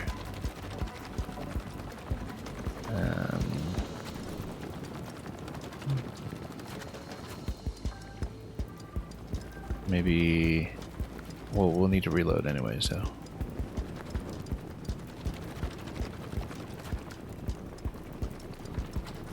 Maybe in this location. Then.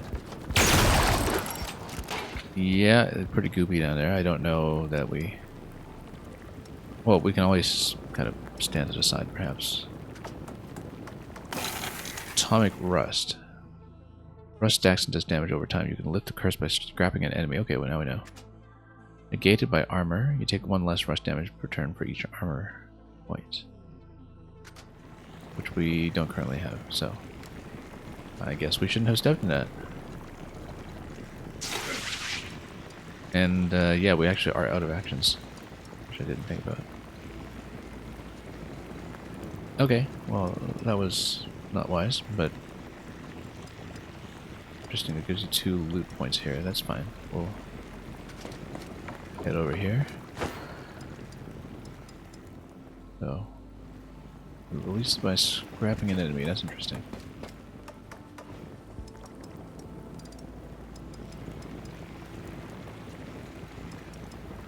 Okay. Let's keep on rolling.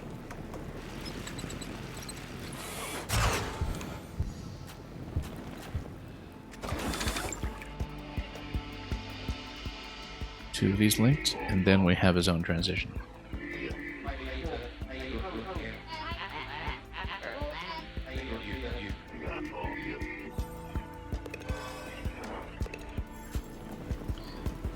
Okay, gotta get him out of here first, and probably up to this point, and we'll see if we can take some kind of shot.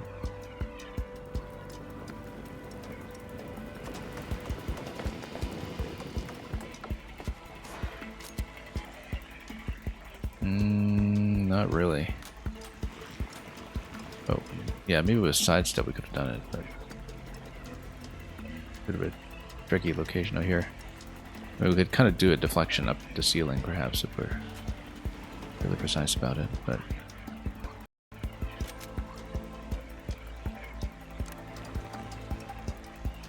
We'd better just scrap some of these immediately.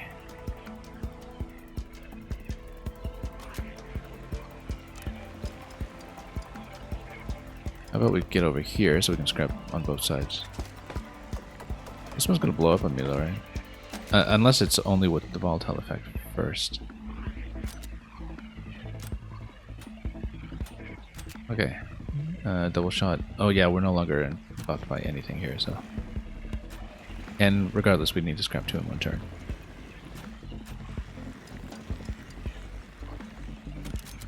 We can have the sidearms, though.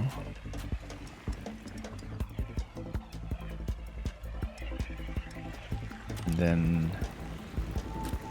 back attack. Let's see, no wheel and deal this turn though. We have penetrator, not useful in this position. Let's go over here. The splash is only with the backbiter though, so we should actually go sidearm. Oh, once again, yeah, we need to kill both in order for this to be functional, so. It actually makes a certain amount of sense for her to stun and then hit the one on the right.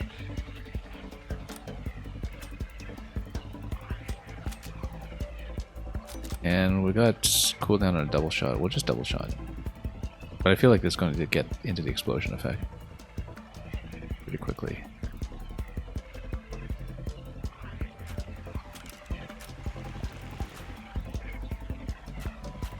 Now, what can we do with Cornelius here?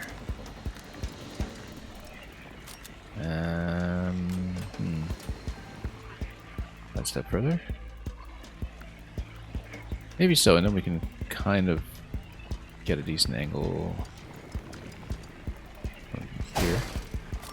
I'll try it. We have 3 shots to do this. Miss. Miss. Miss. Oh well.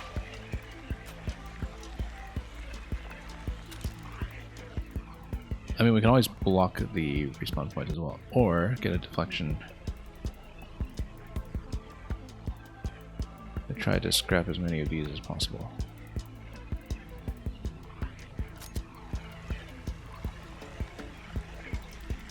Also, we have splash on this. Should not forget that.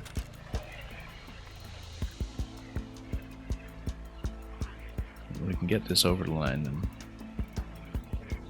in good shape. But we can't, then we wind up in a situation like this where we will probably move out of here. We can stun on the right.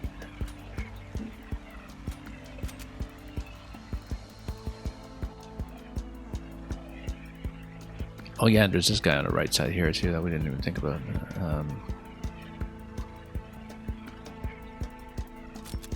We might be in a fair bit of trouble here.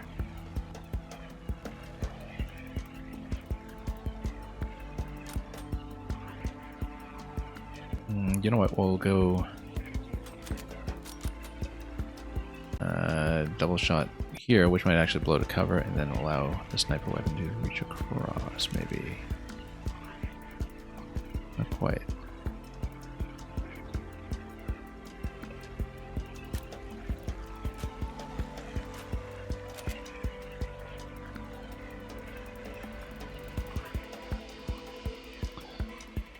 Well, let's think about this. Yeah, everybody's kind of out of position, actually. Might even be okay to leave some of them alive. And maybe just kind of whittle them down in preparation.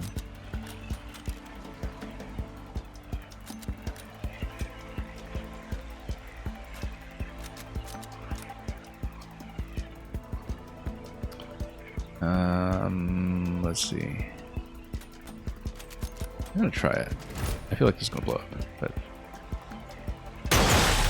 nope, it's not. It was not volatile this turn, so that's good. In that case, we can get a penetrator shot or something. Penetrator is only going to pierce through enemies, though, not the boxes. Will still deflect off the boxes.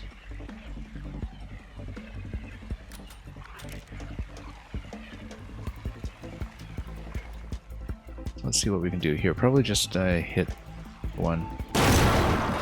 Oh, it's gonna burn, okay. Well, that's okay, that just means it'll die at the beginning of next turn, and then we hit its ally. Shot's gonna evade. That's not gonna revive right away, right? Because it's already middle of their turn. Oh wow, getting hit hard. Luckily...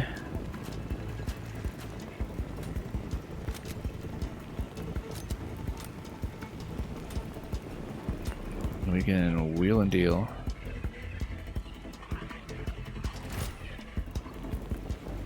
Get over here and let's start doing a little bit of sniping. Beginning with the hunter's mark here.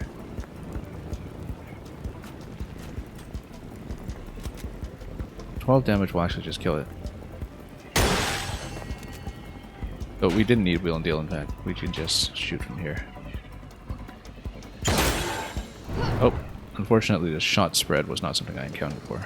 Okay, that's fine.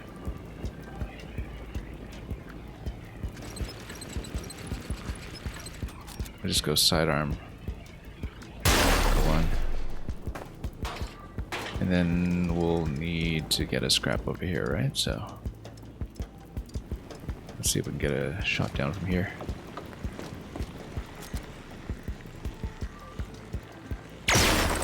There we go.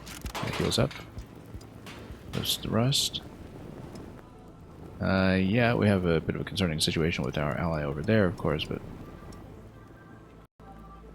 we'll continue to the loot bags. In all likelihood. Looks like there's going to be some kind of defense that's going to happen here.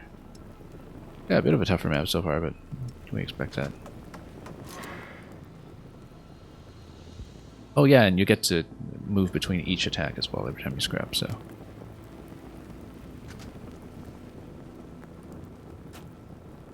And then Poe can just grab this directly, I suppose. We didn't take the payroll ability this time.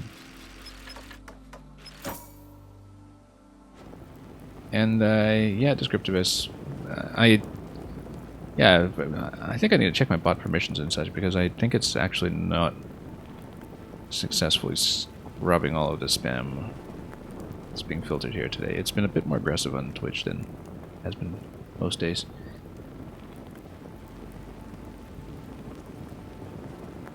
And because it seems like some of the mod tools haven't been quite together, at least on my chat window. That's okay, we'll figure this out. Might need to reload my chat, actually. That'd be the best way of doing it. Some of the buttons are broken, basically. Just give me one moment, we'll try to fix up some things. Okay, no, it actually looks like it was scrubbed, so it's fine. Let's see here. Yeah, okay, we need to actually roll on the floor a bit and take out the fire. How come I can't remove the fire? Do we have to do it at the beginning of the turn? Oh no, it's been removed. Okay. Never mind. Anyway, let's get in position. Descriptive is, you'd love to stick around, but you should turn off stream and put on some nice undistracting music so you can get some work done. Yeah. Whatever helps. If our music here is too distracting. I mean, if it's any consolation, our audio has been glitching out like crazy today, and it'll occasionally just be silent. But regardless, thanks for dropping by, and do enjoy your work, I suppose, as much as you can. Now, do we have a heal available this turn? Or have I didn't really bring heals. Because, yeah, he doesn't have the level 3 engineer yet, so no wonder we're in such a weak position. We've got no heals on this map. Anyway, let's do this transition. And try not to die to rust. You edit game books. Sounds great. I guess that's where it helps to be a descriptivist. Okay. Let's blast these guys. So, double shot, but then as we focus, let's see if we can get the deflection here. Because then we can blow this one up immediately. Yeah, too much spread on the shot, that's the problem. I keep forgetting about how much spread there is on a shotgun. That's okay, we'll be able to blast it with our other unit. We'll try to get the back shot here with... Oh, once again, no perfect shot on this guy yet, so... Might actually be better to blast this one instead. Yeah, because if we don't hit for 11, then we're not going to get the kill, so it has to hit from the back.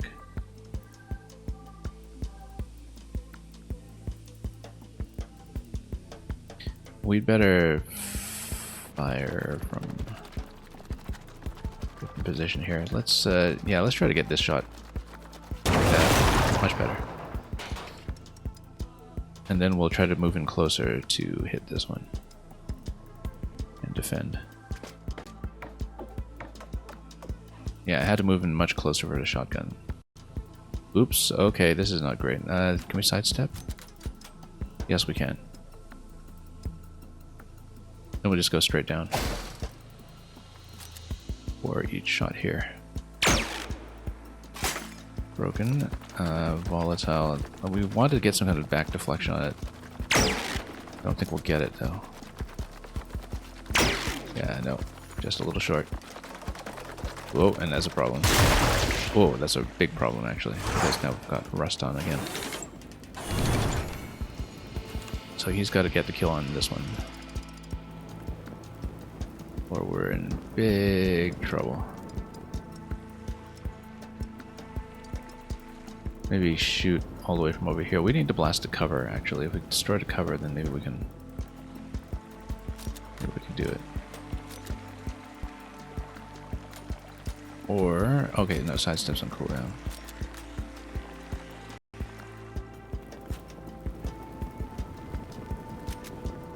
Well, okay, first of all, if we go closer for the shotgun blast.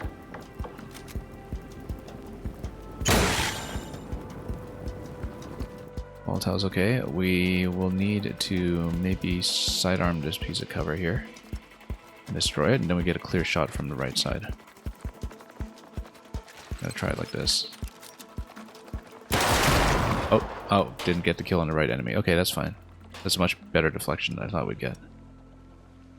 So rust is going to be a big problem on our ally here. We might not get that 3-star this time.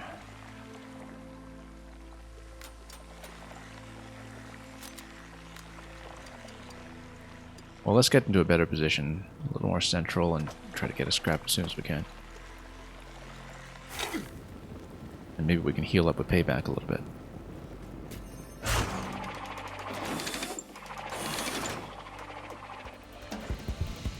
Okay, so we do need to move around the map quite a bit here.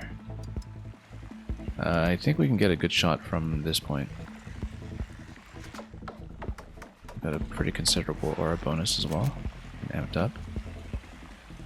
Except, of course, the shotgun spread is, once again, not the best. So we should wheel and deal down, I think. Cornelius, though, is going to get a decent number of attacks over here to take the rust off, which is the most important thing. And then after that, we can do shifty movement to get a shot on the next one. Might be better to shoot here, so we can... well, no, we absolutely need to prioritize this one, so let's get it if we can. So that one has to go down, which means that we should wheel and deal to get the first kill. Oh no, because we don't get a double attack with a shotgun. Okay, let's think about this again. We should, therefore, move over here and try to get a good sniper deflection from this location. If we clear the board, of course, we get the sniper reload immediately. If we can get a better penetrating attack, that would be good too. Get bow. That's okay, we'll do this. And I think maybe we do want double shot if we wheel and deal.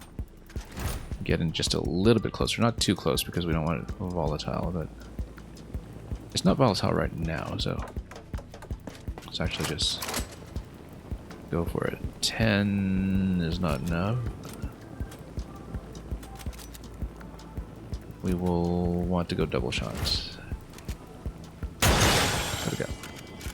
And Hunter's Mark allows you to attack again, but we don't have targets. So we will skip. This one is imminently on fire. Luckily, we should be okay. Let's send her back in case it's volatile after the first attack. In fact, what we should do is set out here and try to get a good back shot. Don't know if we'll get it. It's going to be set to volatile, so she's going to clear out of the way before she fires from probably up here. And we just need to kind of clip it with a shotgun. Okay, a lot better. Then let's get once again into a more central position where we have the aura buff.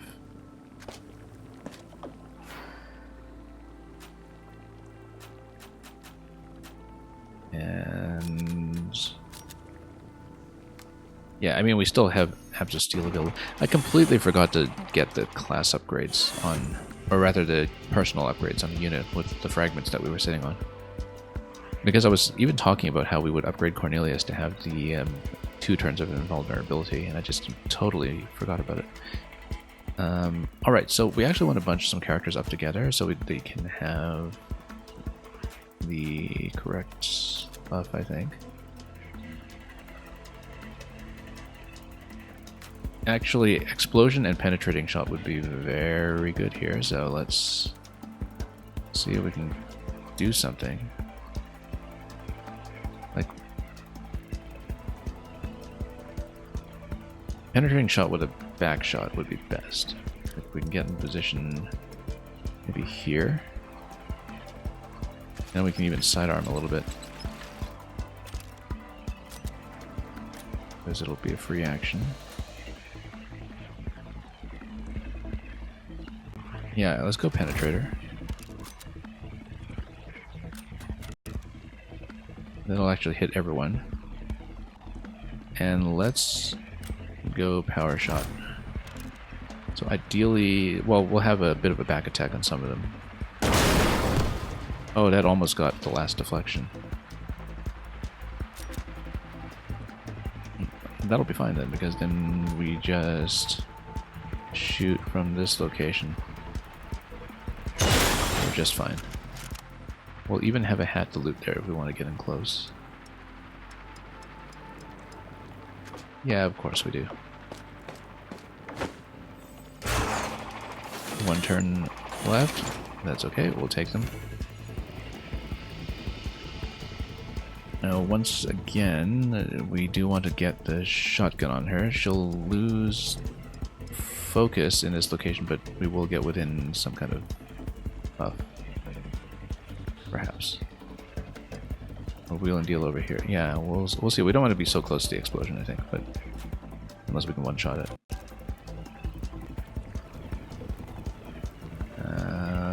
Yeah, once again, splash down here might work. If we reposition a bit. Like, reposition down here. And then try to get a back shot. Like this way. Almost. Should have buffed that up. Or used a sidearm. We should actually go abs of steel this turn if we're not sure. Also, because we're able to get 3 shots, one down there, one left, one down. Yeah, if we move to a location where we're within the aura bonus.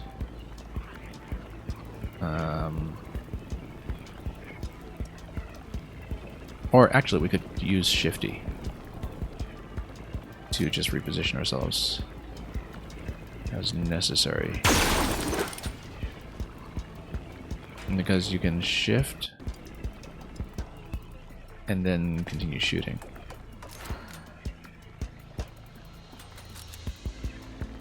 And just shoot this guy twice.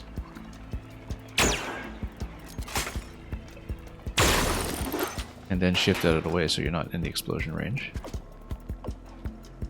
Now this one can get pretty goopy, so we want... Well, currently 11 damage is good, we just don't have a good deflection on it. Let's... And we lose focus, we'll need somewhere else to compensate. I think we can do it, we just need to maybe get into this location so we're within the aura. We'll see if we can land the shot. Yeah, it'll do 11. So it should just hit. And oh, it's a shotgun though, and it always misses because we, like I said, always forget the spread. So there's still going to be loot behind there. So yeah, we're going to be loot. And not going to have anything to kill to get out of that. Swag 83% and 1 epic one. So yeah, we're going to have to get some more done here.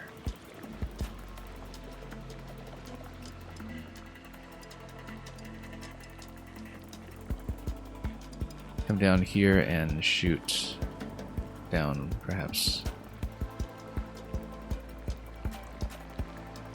But we need to not be within explosion range for that.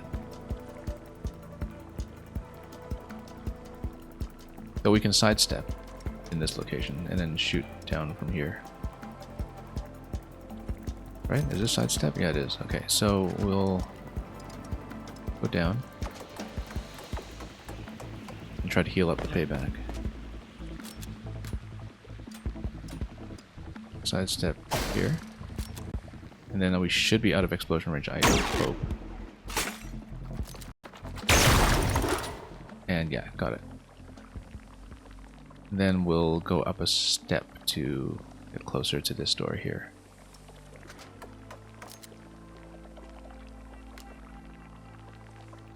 Okay, so someone needs to hit the console, and then we also need to check the door to the right, which one of these will be loot, one of these will be exit, I'm sure. Alarm is still going as well. Need to be very much aware of that. Let's just pop around this location right away. Let's see what happens. More enemies?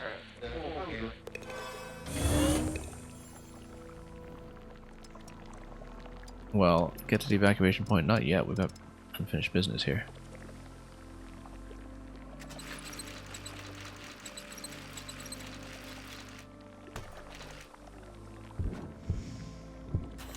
Okay. So we go to the door and the loot.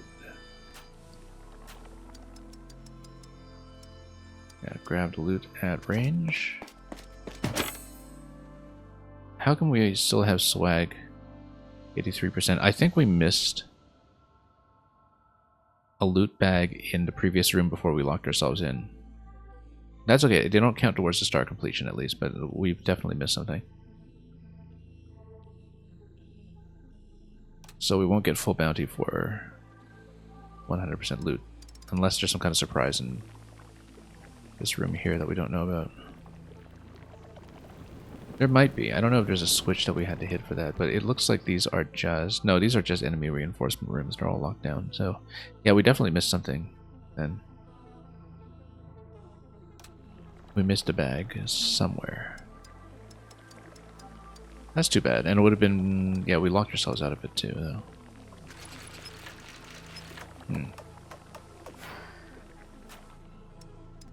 Anyway.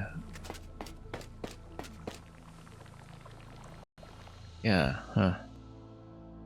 Wonder what it was. So we'll be short by 1 point bounty, which isn't a big deal. As long as we have everything else. This seems to be labeled a bit differently from the other crates, right? Or am I wrong? Or is that just showing somewhere on fire? It's just showing something on fire, okay. On the map. Alright, let's just get out then. Stillness befalls me. I'm sure this zone will have some other kind of floor immunity effect. Let's get out. Yeah, don't know where that bag was. Must have missed it very early on. But we still get full reputation stars even if we don't have everything. So, we'll take it. And we'll have lots of experience to work with. Not quite at 3, but pretty far. Very close, in fact. And we'll actually have some heals, which heals and armor are looking pretty important in this zone. And we'll even have 2 new hats. Delectable cone and atomic helm. And here's a repair 3, which we forgot to buy in the last zone.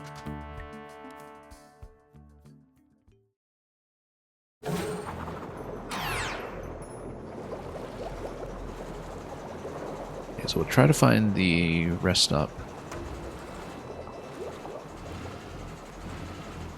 Here's the sanctuary. We'll explore a little bit more before we go down there. Oh, also, it seems like it goes even deeper. So yeah, we'll just look around a little bit in the zone. And... Oop. We need to run away from these with lasers, I think. Rust Apocalypse now. Oh, yeah, so we do need to complete missions in order to unlock gates, it seems. Seems like the micro torpedoes might have been helpful here. Lasers are good too, though.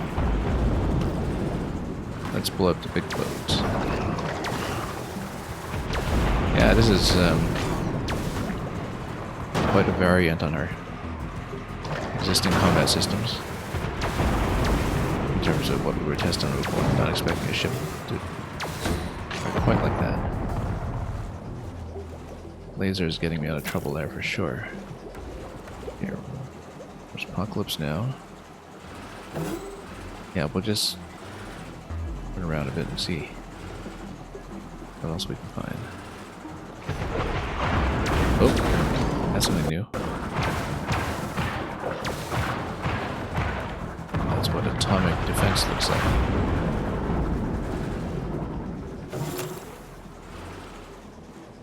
Anything? A way to get through the sub through these beams? So yeah, we do have to do missions first. Eternal Triumvirate. Looks like that's probably another 3 mini-boss mission if I had to guess. Oh, let's grab some air. Yeah, we'll go to the Sanctuary of course, but I do want to explore the map first and just see what's available. Ascend here, interesting. How is this place even mapped, really? Oh, there's another one.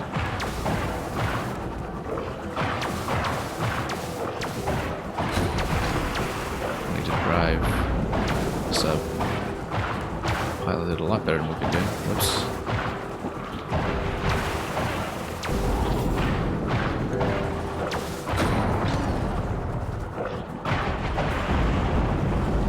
Get out here. And get some air at some point. Find some. Here's some.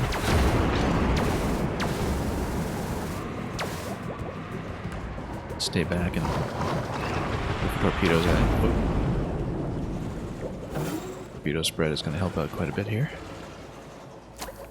Look at that. So we can dive here.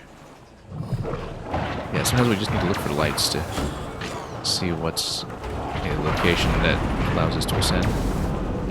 Using the ram, by the way, is something that we haven't been doing nearly enough as an attack.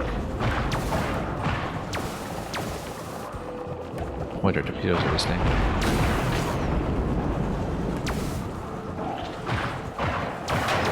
Whoop. Getting chipped a little bit here.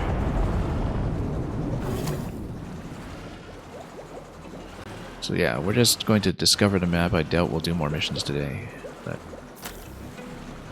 let's just explore and see what this zone is all about. Oh, I see some loot there.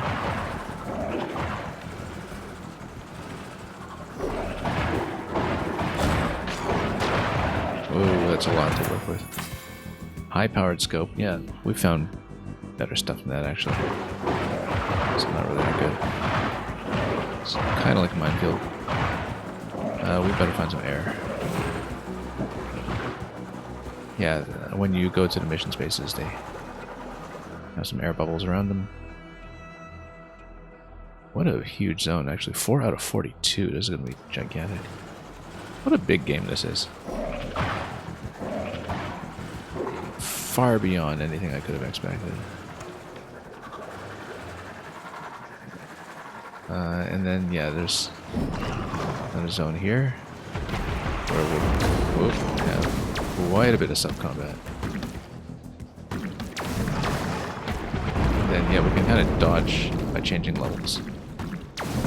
Whoop, gotta be careful though. Because then you can explore a whole zone over here. Let's grab some air here first. I hadn't really finished exploring over here either, so... But looking at the map, I think we've seen what we want in this part. Yeah, we can keep exploring and changing layers and seeing what to do.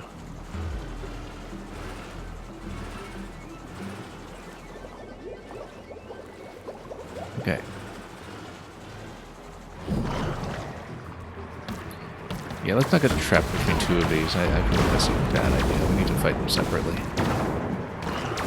And laser these projectiles away whenever we can. Just have to tail out of them. And that'll get me some loot. For a rainy day. A lot of fragments to work with now, actually. This looks like an ascendable location, yeah. But we'll blow up this other guy first. Because we can.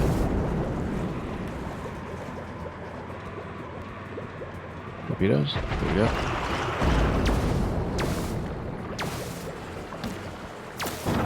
Good. And then more loops.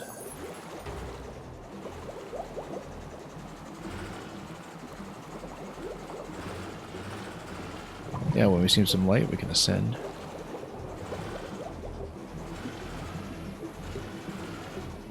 This is how you know the developers have been playing Subnautica.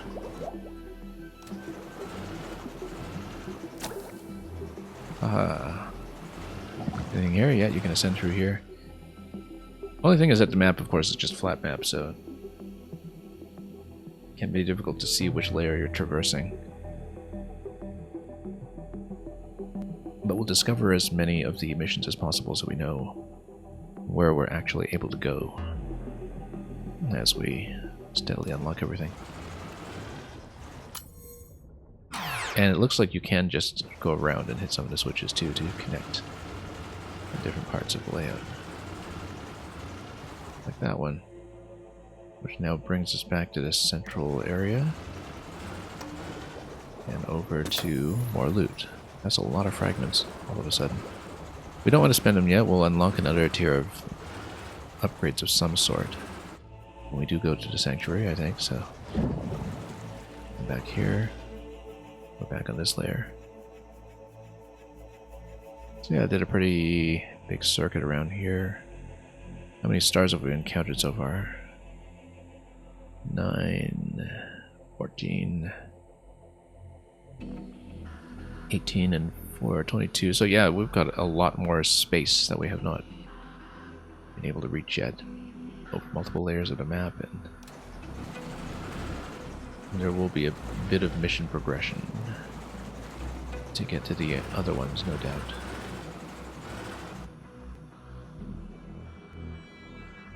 Yeah, we initially came in this way, we came in through here. I don't know if there was another location in the downstairs that we hadn't really looked at yet, but Bracken's lair. Interesting.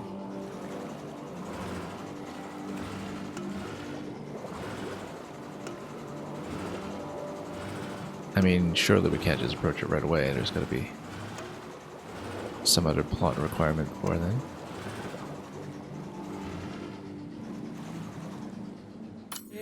Ooh, this is a spooky place. We won't find a Kraken down here without some way of calling it to us. Okay. Return to safer waters? Not until we've explored. Wow, this is in the deep dark. But yeah, it looks like eventually, you know, we'll have a final boss area here. We'll probably just get to board the Kraken and rip out the trophy from its insides. And that is what I would suppose. But yep, big empty nothingness here. Because the Kraken does need space.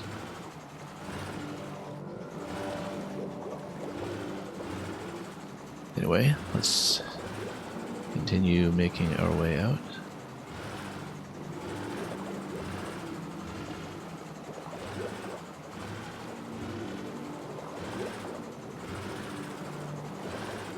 And yeah, we'll end at the sanctuary.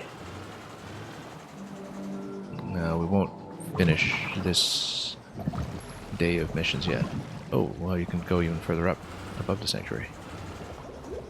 This I did not know.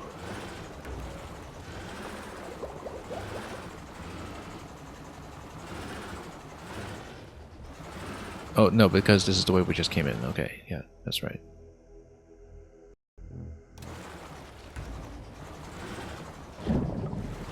So, anything else for us to see here? Right now, maybe not. We've been this way. Obviously, the more we can uncover, the better. Can't really scan that far on the map, though. Yeah, there'll be some way of going around. Oh, yes, that's right. There was this passage here earlier that I think we didn't actually fully check, so we should go back. It's on the other end. Over here. If we could collect some bubbles for a moment.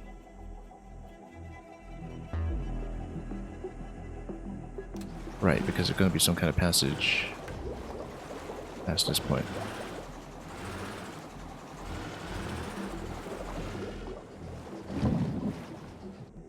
Yeah, we've done this part previously. I'm just trying to make sure that we've seen what there is to see in this area. And actually come through here. We're kind of retracing backwards slightly.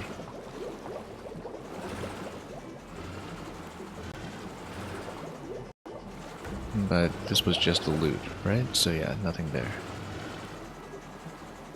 This was where we came in to fight multiple subs.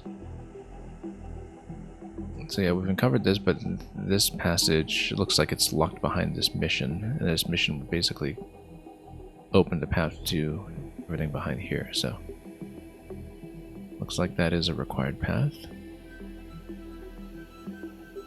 And there's a lot more to explore beyond that point.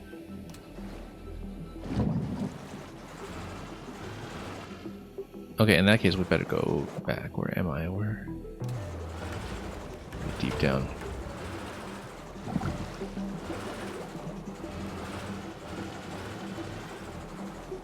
Not the easiest verticality to read, obviously.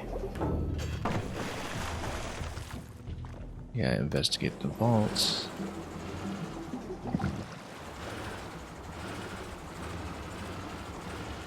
Probably will be spending 2,000 of our 3,000 on a new recruit, but we'll discover that in good time. Okay, at this point, anything else before we check the sanctuary? So yeah, this is a mission gate, this is a mission gate. It looks like right side is in a similar situation where we see holes in a map like this, then we know we should rise or fall. And possibly you'll get some more spatial cues from talking to some of the bots at the base anyway.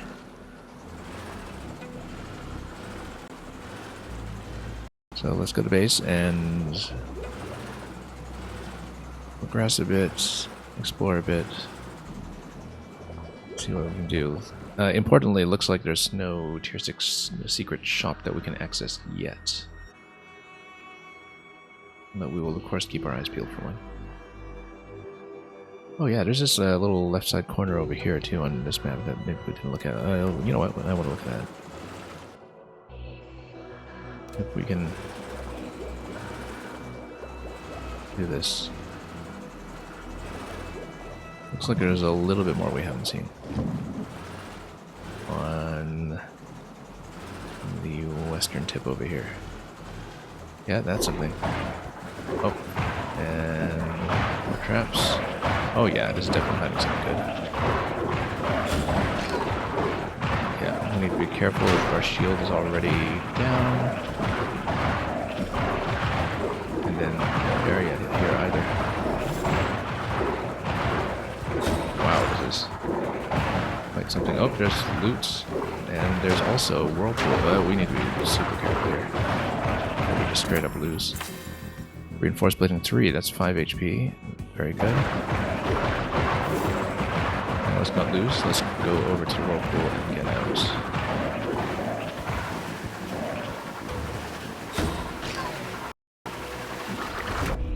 Secret shop, yes. Yes, and a door as well.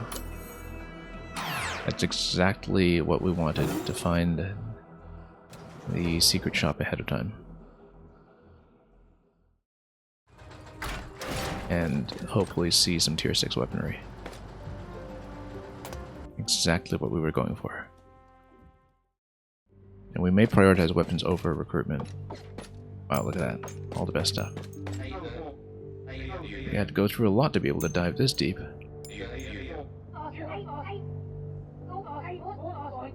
And yeah, she's good at business.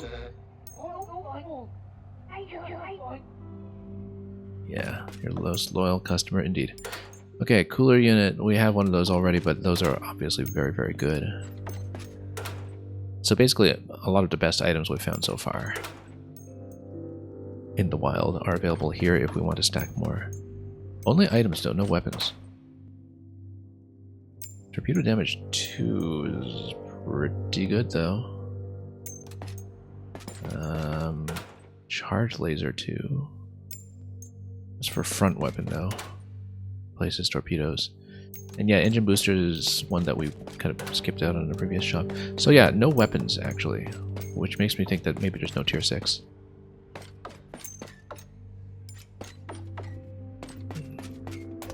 But we'll find out when we go to the sanctuary and see what's available in the shops there.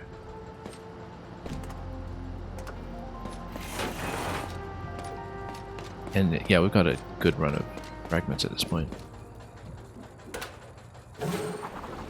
So yeah, very interesting that you don't have a tier 6 weapon set here. I guess that's... Now, late game here is going to be balanced. There's still some room for more tier 5 weapons. We haven't upgraded every class yet, and we haven't really found a lot of tier 5 rares. So let's find a new place. Let's see what bonuses this unlocks. And another shop here as well. By the ancient mighty cog. And yeah, here we have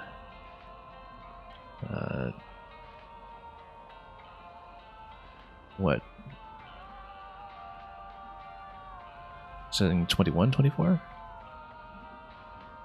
I reading that correctly? Yeah.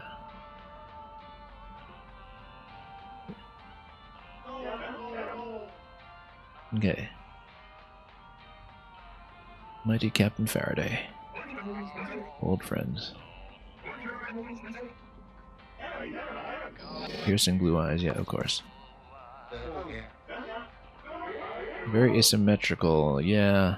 That's not going to be fixed anytime soon.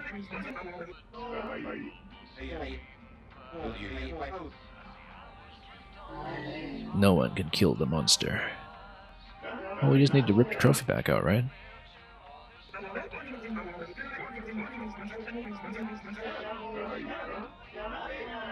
Okay. So we have to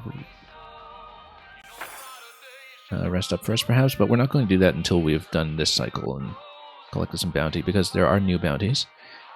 And bounties are probably going to be where the best weapons are going to come from now.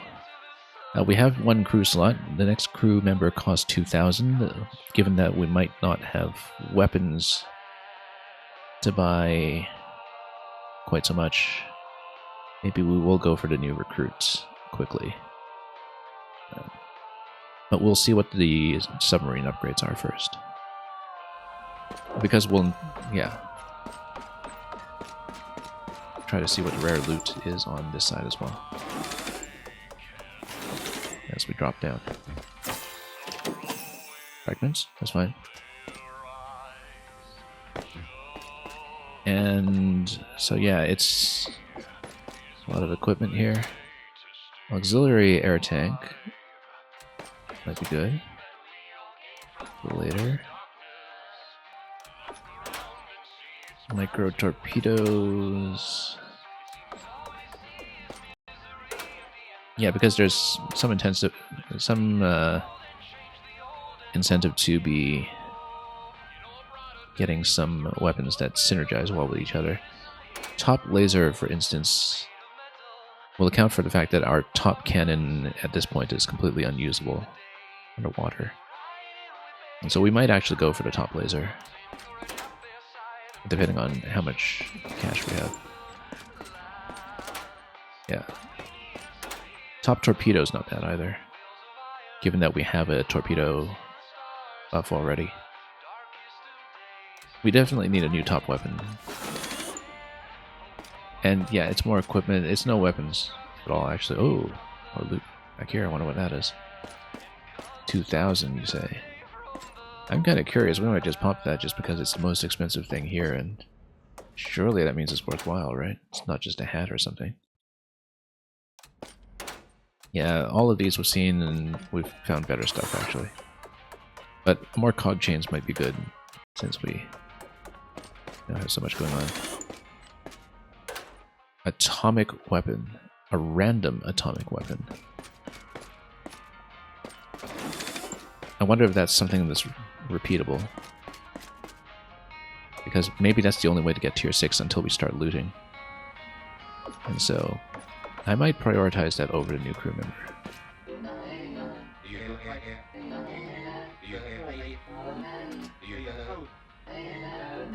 None will survive this time. Really more of a Leviathan, yeah. We can tell. And yeah, we know who you are. Oh, I see. This was the one being impersonated, perhaps. Nabbed me in my office at the university and abducted me to this strange land. Yeah. Well, might be someone who helps us later then. I've found the cause of the water crisis. Returning to the surface? No, not anytime soon. Kraken is just a delivery device for the pollutant. The actual pollutant is a sort of residue from the atomic's power generation, yeah, as we would think.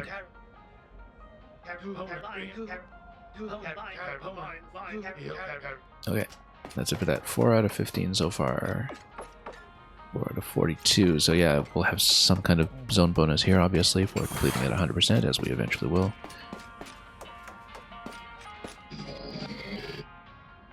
The remains of their society.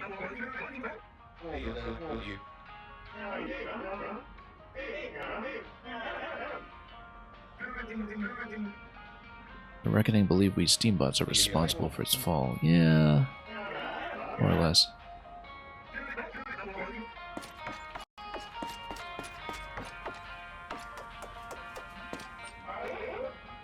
What a strange creature you are, Steambot. I was indoctrinated with tales about your evil kind.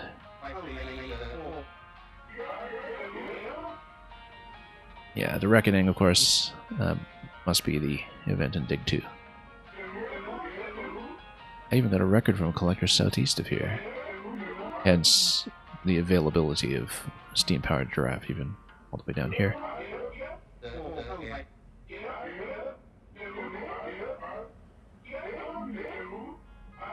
And so yeah, this one is untransformed.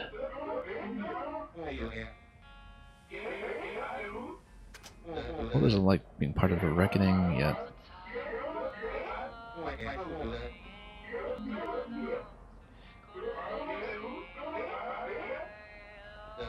Well, we'll fix that somehow.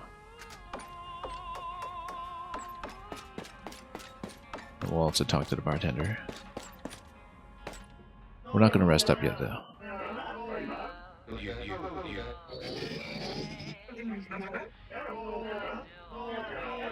The Kraken Horn. So yeah, we have to do the story sequence and get through some gates.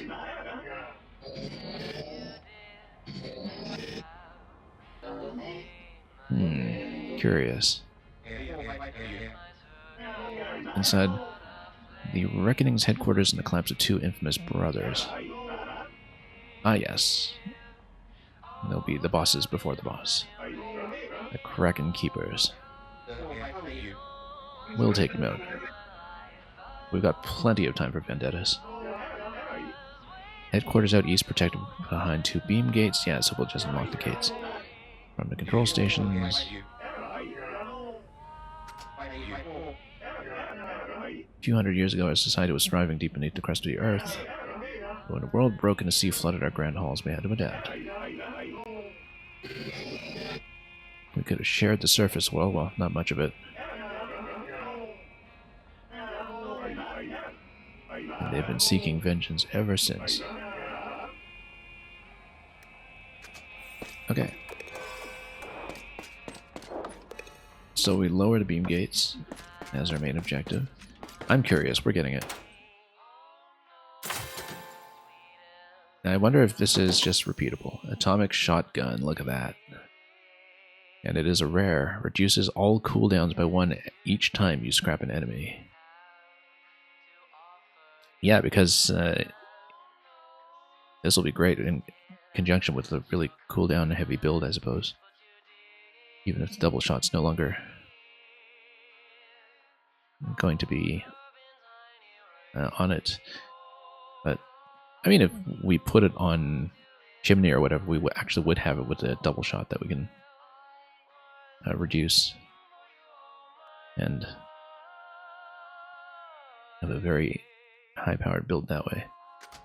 So yeah, I guess it's not repeatable so far as we know, but I don't know. When we come back, we'll see. But it's the only purchasable tier 6 that we've seen so far, so I guess we'll have to loot the rest naturally. Now let's see what kind of upgrades are available. Notice that we don't have the recruits available here. That's to recruit with our 2000 we have to go back up to the surface. Which makes sense because, you know, why would the recruit just wander into this area down here by himself? So we'd have to go back up to the nearest bar upstairs. Let's listen to some dialogue first. Can't just sit around and mope, apparently.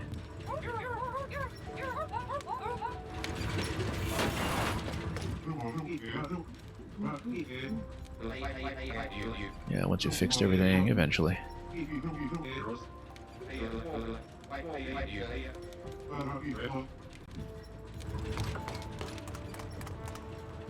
What else is there to talk about?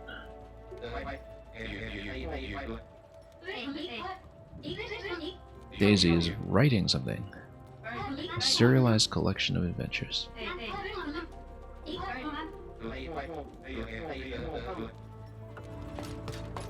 Reminds me of that one character in Fire Emblem Engage. The one who's very much this, you know, frontline tank general who's also just trying to write books the whole time.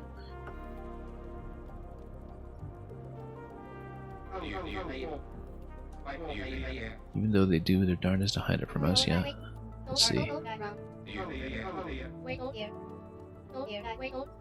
Well, payroll's still MIA, I guess.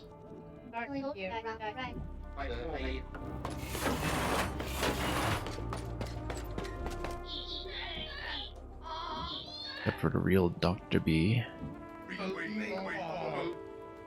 And any other recruit we want to drag down here with us. Which we'll go up and get when we have the cash to do so. Oh yes, we should check the bounty board too to see what's there.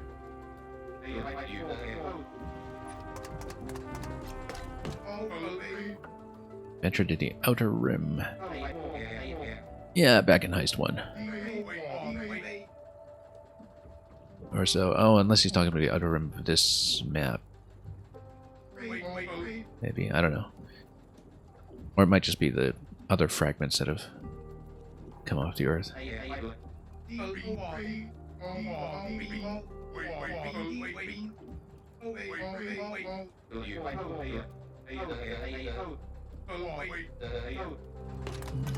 Okay, now let's see. Yeah, so let's check the upgrade board first of all, and oh, the bounty board too. Again, still nothing below 8 at this point, so we do want to save up for the best torpedo 3. Very nice. And then more atomic weapons, which, yeah, that's worthwhile. Assuming we don't, you know, roll the same one or something. And I don't know if it'll be a rare like the one that we just bought. It doesn't necessarily indicate that it will be. But yeah, once we get all the upgrades in order for the units, then that's the main thing that we're spending fragments on, really. So let's see what is available here. Epic job upgrades. Okay, we definitely want to see what this is all about. Because, yeah, that's going to be the next big fragment dump. And cogs are great too. Well, definitely we want to see what this is. And what the costs are. 15 each for each class. Hard shell armor is going to be a really good idea in this zone at this point. Because of all the goop everywhere. Loose cannon... We don't have that many boomers right now to use this. So, not that good to get yet until we have more units on it. But the fact that you don't become unloaded, though, that's basically just an extra double attack on anybody who's upgraded boomer up to 5. Break. Hunter's Mark. +2 damage bonus on marked victims. Sometimes they're out of position, though. Harvest, +1 use for mission. Yeah. And then Reapers can reap. Wheel and deal. Wheel and deal. With a +3. Yes. For sure, I think, given how heavily we use it. That is for sure the priority here on this board. Yeah, we're not going to spend this time around, though. We'll do upgrades when we get the party set up. Next time we do a mission, we are going to more or less finish at this point today. So, let's see if there's anything else we want to look at. I think we'll probably just pop out to the map for a moment. And yeah, at the moment it doesn't make sense to have the top weapon until we buy a top weapon. And then maybe we can open up a slot here. Or something else. Yeah, top cannon is not useful right now.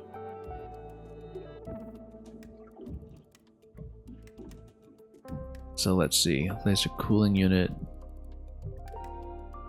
I think we'll put this on for the moment, but we'll probably change it out with a top weapon, or open up a slot for a top weapon soon enough. We also have, yeah, we have torpedo damage 2 already. We'll just put on a top weapon for the laser just for the moment. And upgrade some other things accordingly when we get there. I think what we'll do is we'll take a look at the map quickly and then we're going to log off from there. The quest leads us east to Reckoning's headquarters. And there's the beam gate control station. So yeah, control station 1, control station 2. So we would need to reach all that and blow it all up by eventually making our way through some of the other maps on the way. So lots of bounty on each of these maps. 14 on that one, wow. So we'll clear out everything we can and progress in due course. The fact that we found Margin's articles already is quite nice, even though I had nothing that I wanted to buy there at the moment. So yeah, we've got lots of this game left. I'd say probably at least another week of play out of it. And so it's going to take us into September. And we'll see just how much more there is to look at. We'll start with the Sanctuary next time, though, and I'll probably just resume from there. So, yeah. Well, in that case, let's just stop by with our old friends, and that'll probably be the ideal place to stop off for today. So thank you so much for joining me. Too bad about some of the severe technical difficulties we had on the stream today, including the disconnection right in the middle of the zone boss that we were fighting earlier on. But yeah, hopefully we didn't lose too much from that, and from all the patches where sound was glitching out on us all day. Gameplay wise, this has been a real treat. We didn't really do many maps today, to be honest. We just did the clearance of the East Caribbean zone early on, followed by the first gatekeeper map over here, and most of the time was just sailing and doing the quest, but that's perfectly fine. And we've got so much more turn-based action ahead of us given how much there is to do in this zone. Absolutely massive game compared to the first, in a extent that I think is rather unbelievable. But that's why the developers were cooking for nearly a decade on this. Since the last one. Well, I mean, I don't know how long realistically they were working on it, but certainly the ideas must have been flowing for quite some time. So, that'll be all for today. We'll likely be back to Mario Maker as usual over the weekend, but we will continue Heist 2 into September, for what will probably be another week or more. Thanks for watching. Enjoy everything that you may be watching or playing or otherwise experiencing on your end as well, and until we meet again for SteamWorld Heist and other delights. As usual, fare thee well.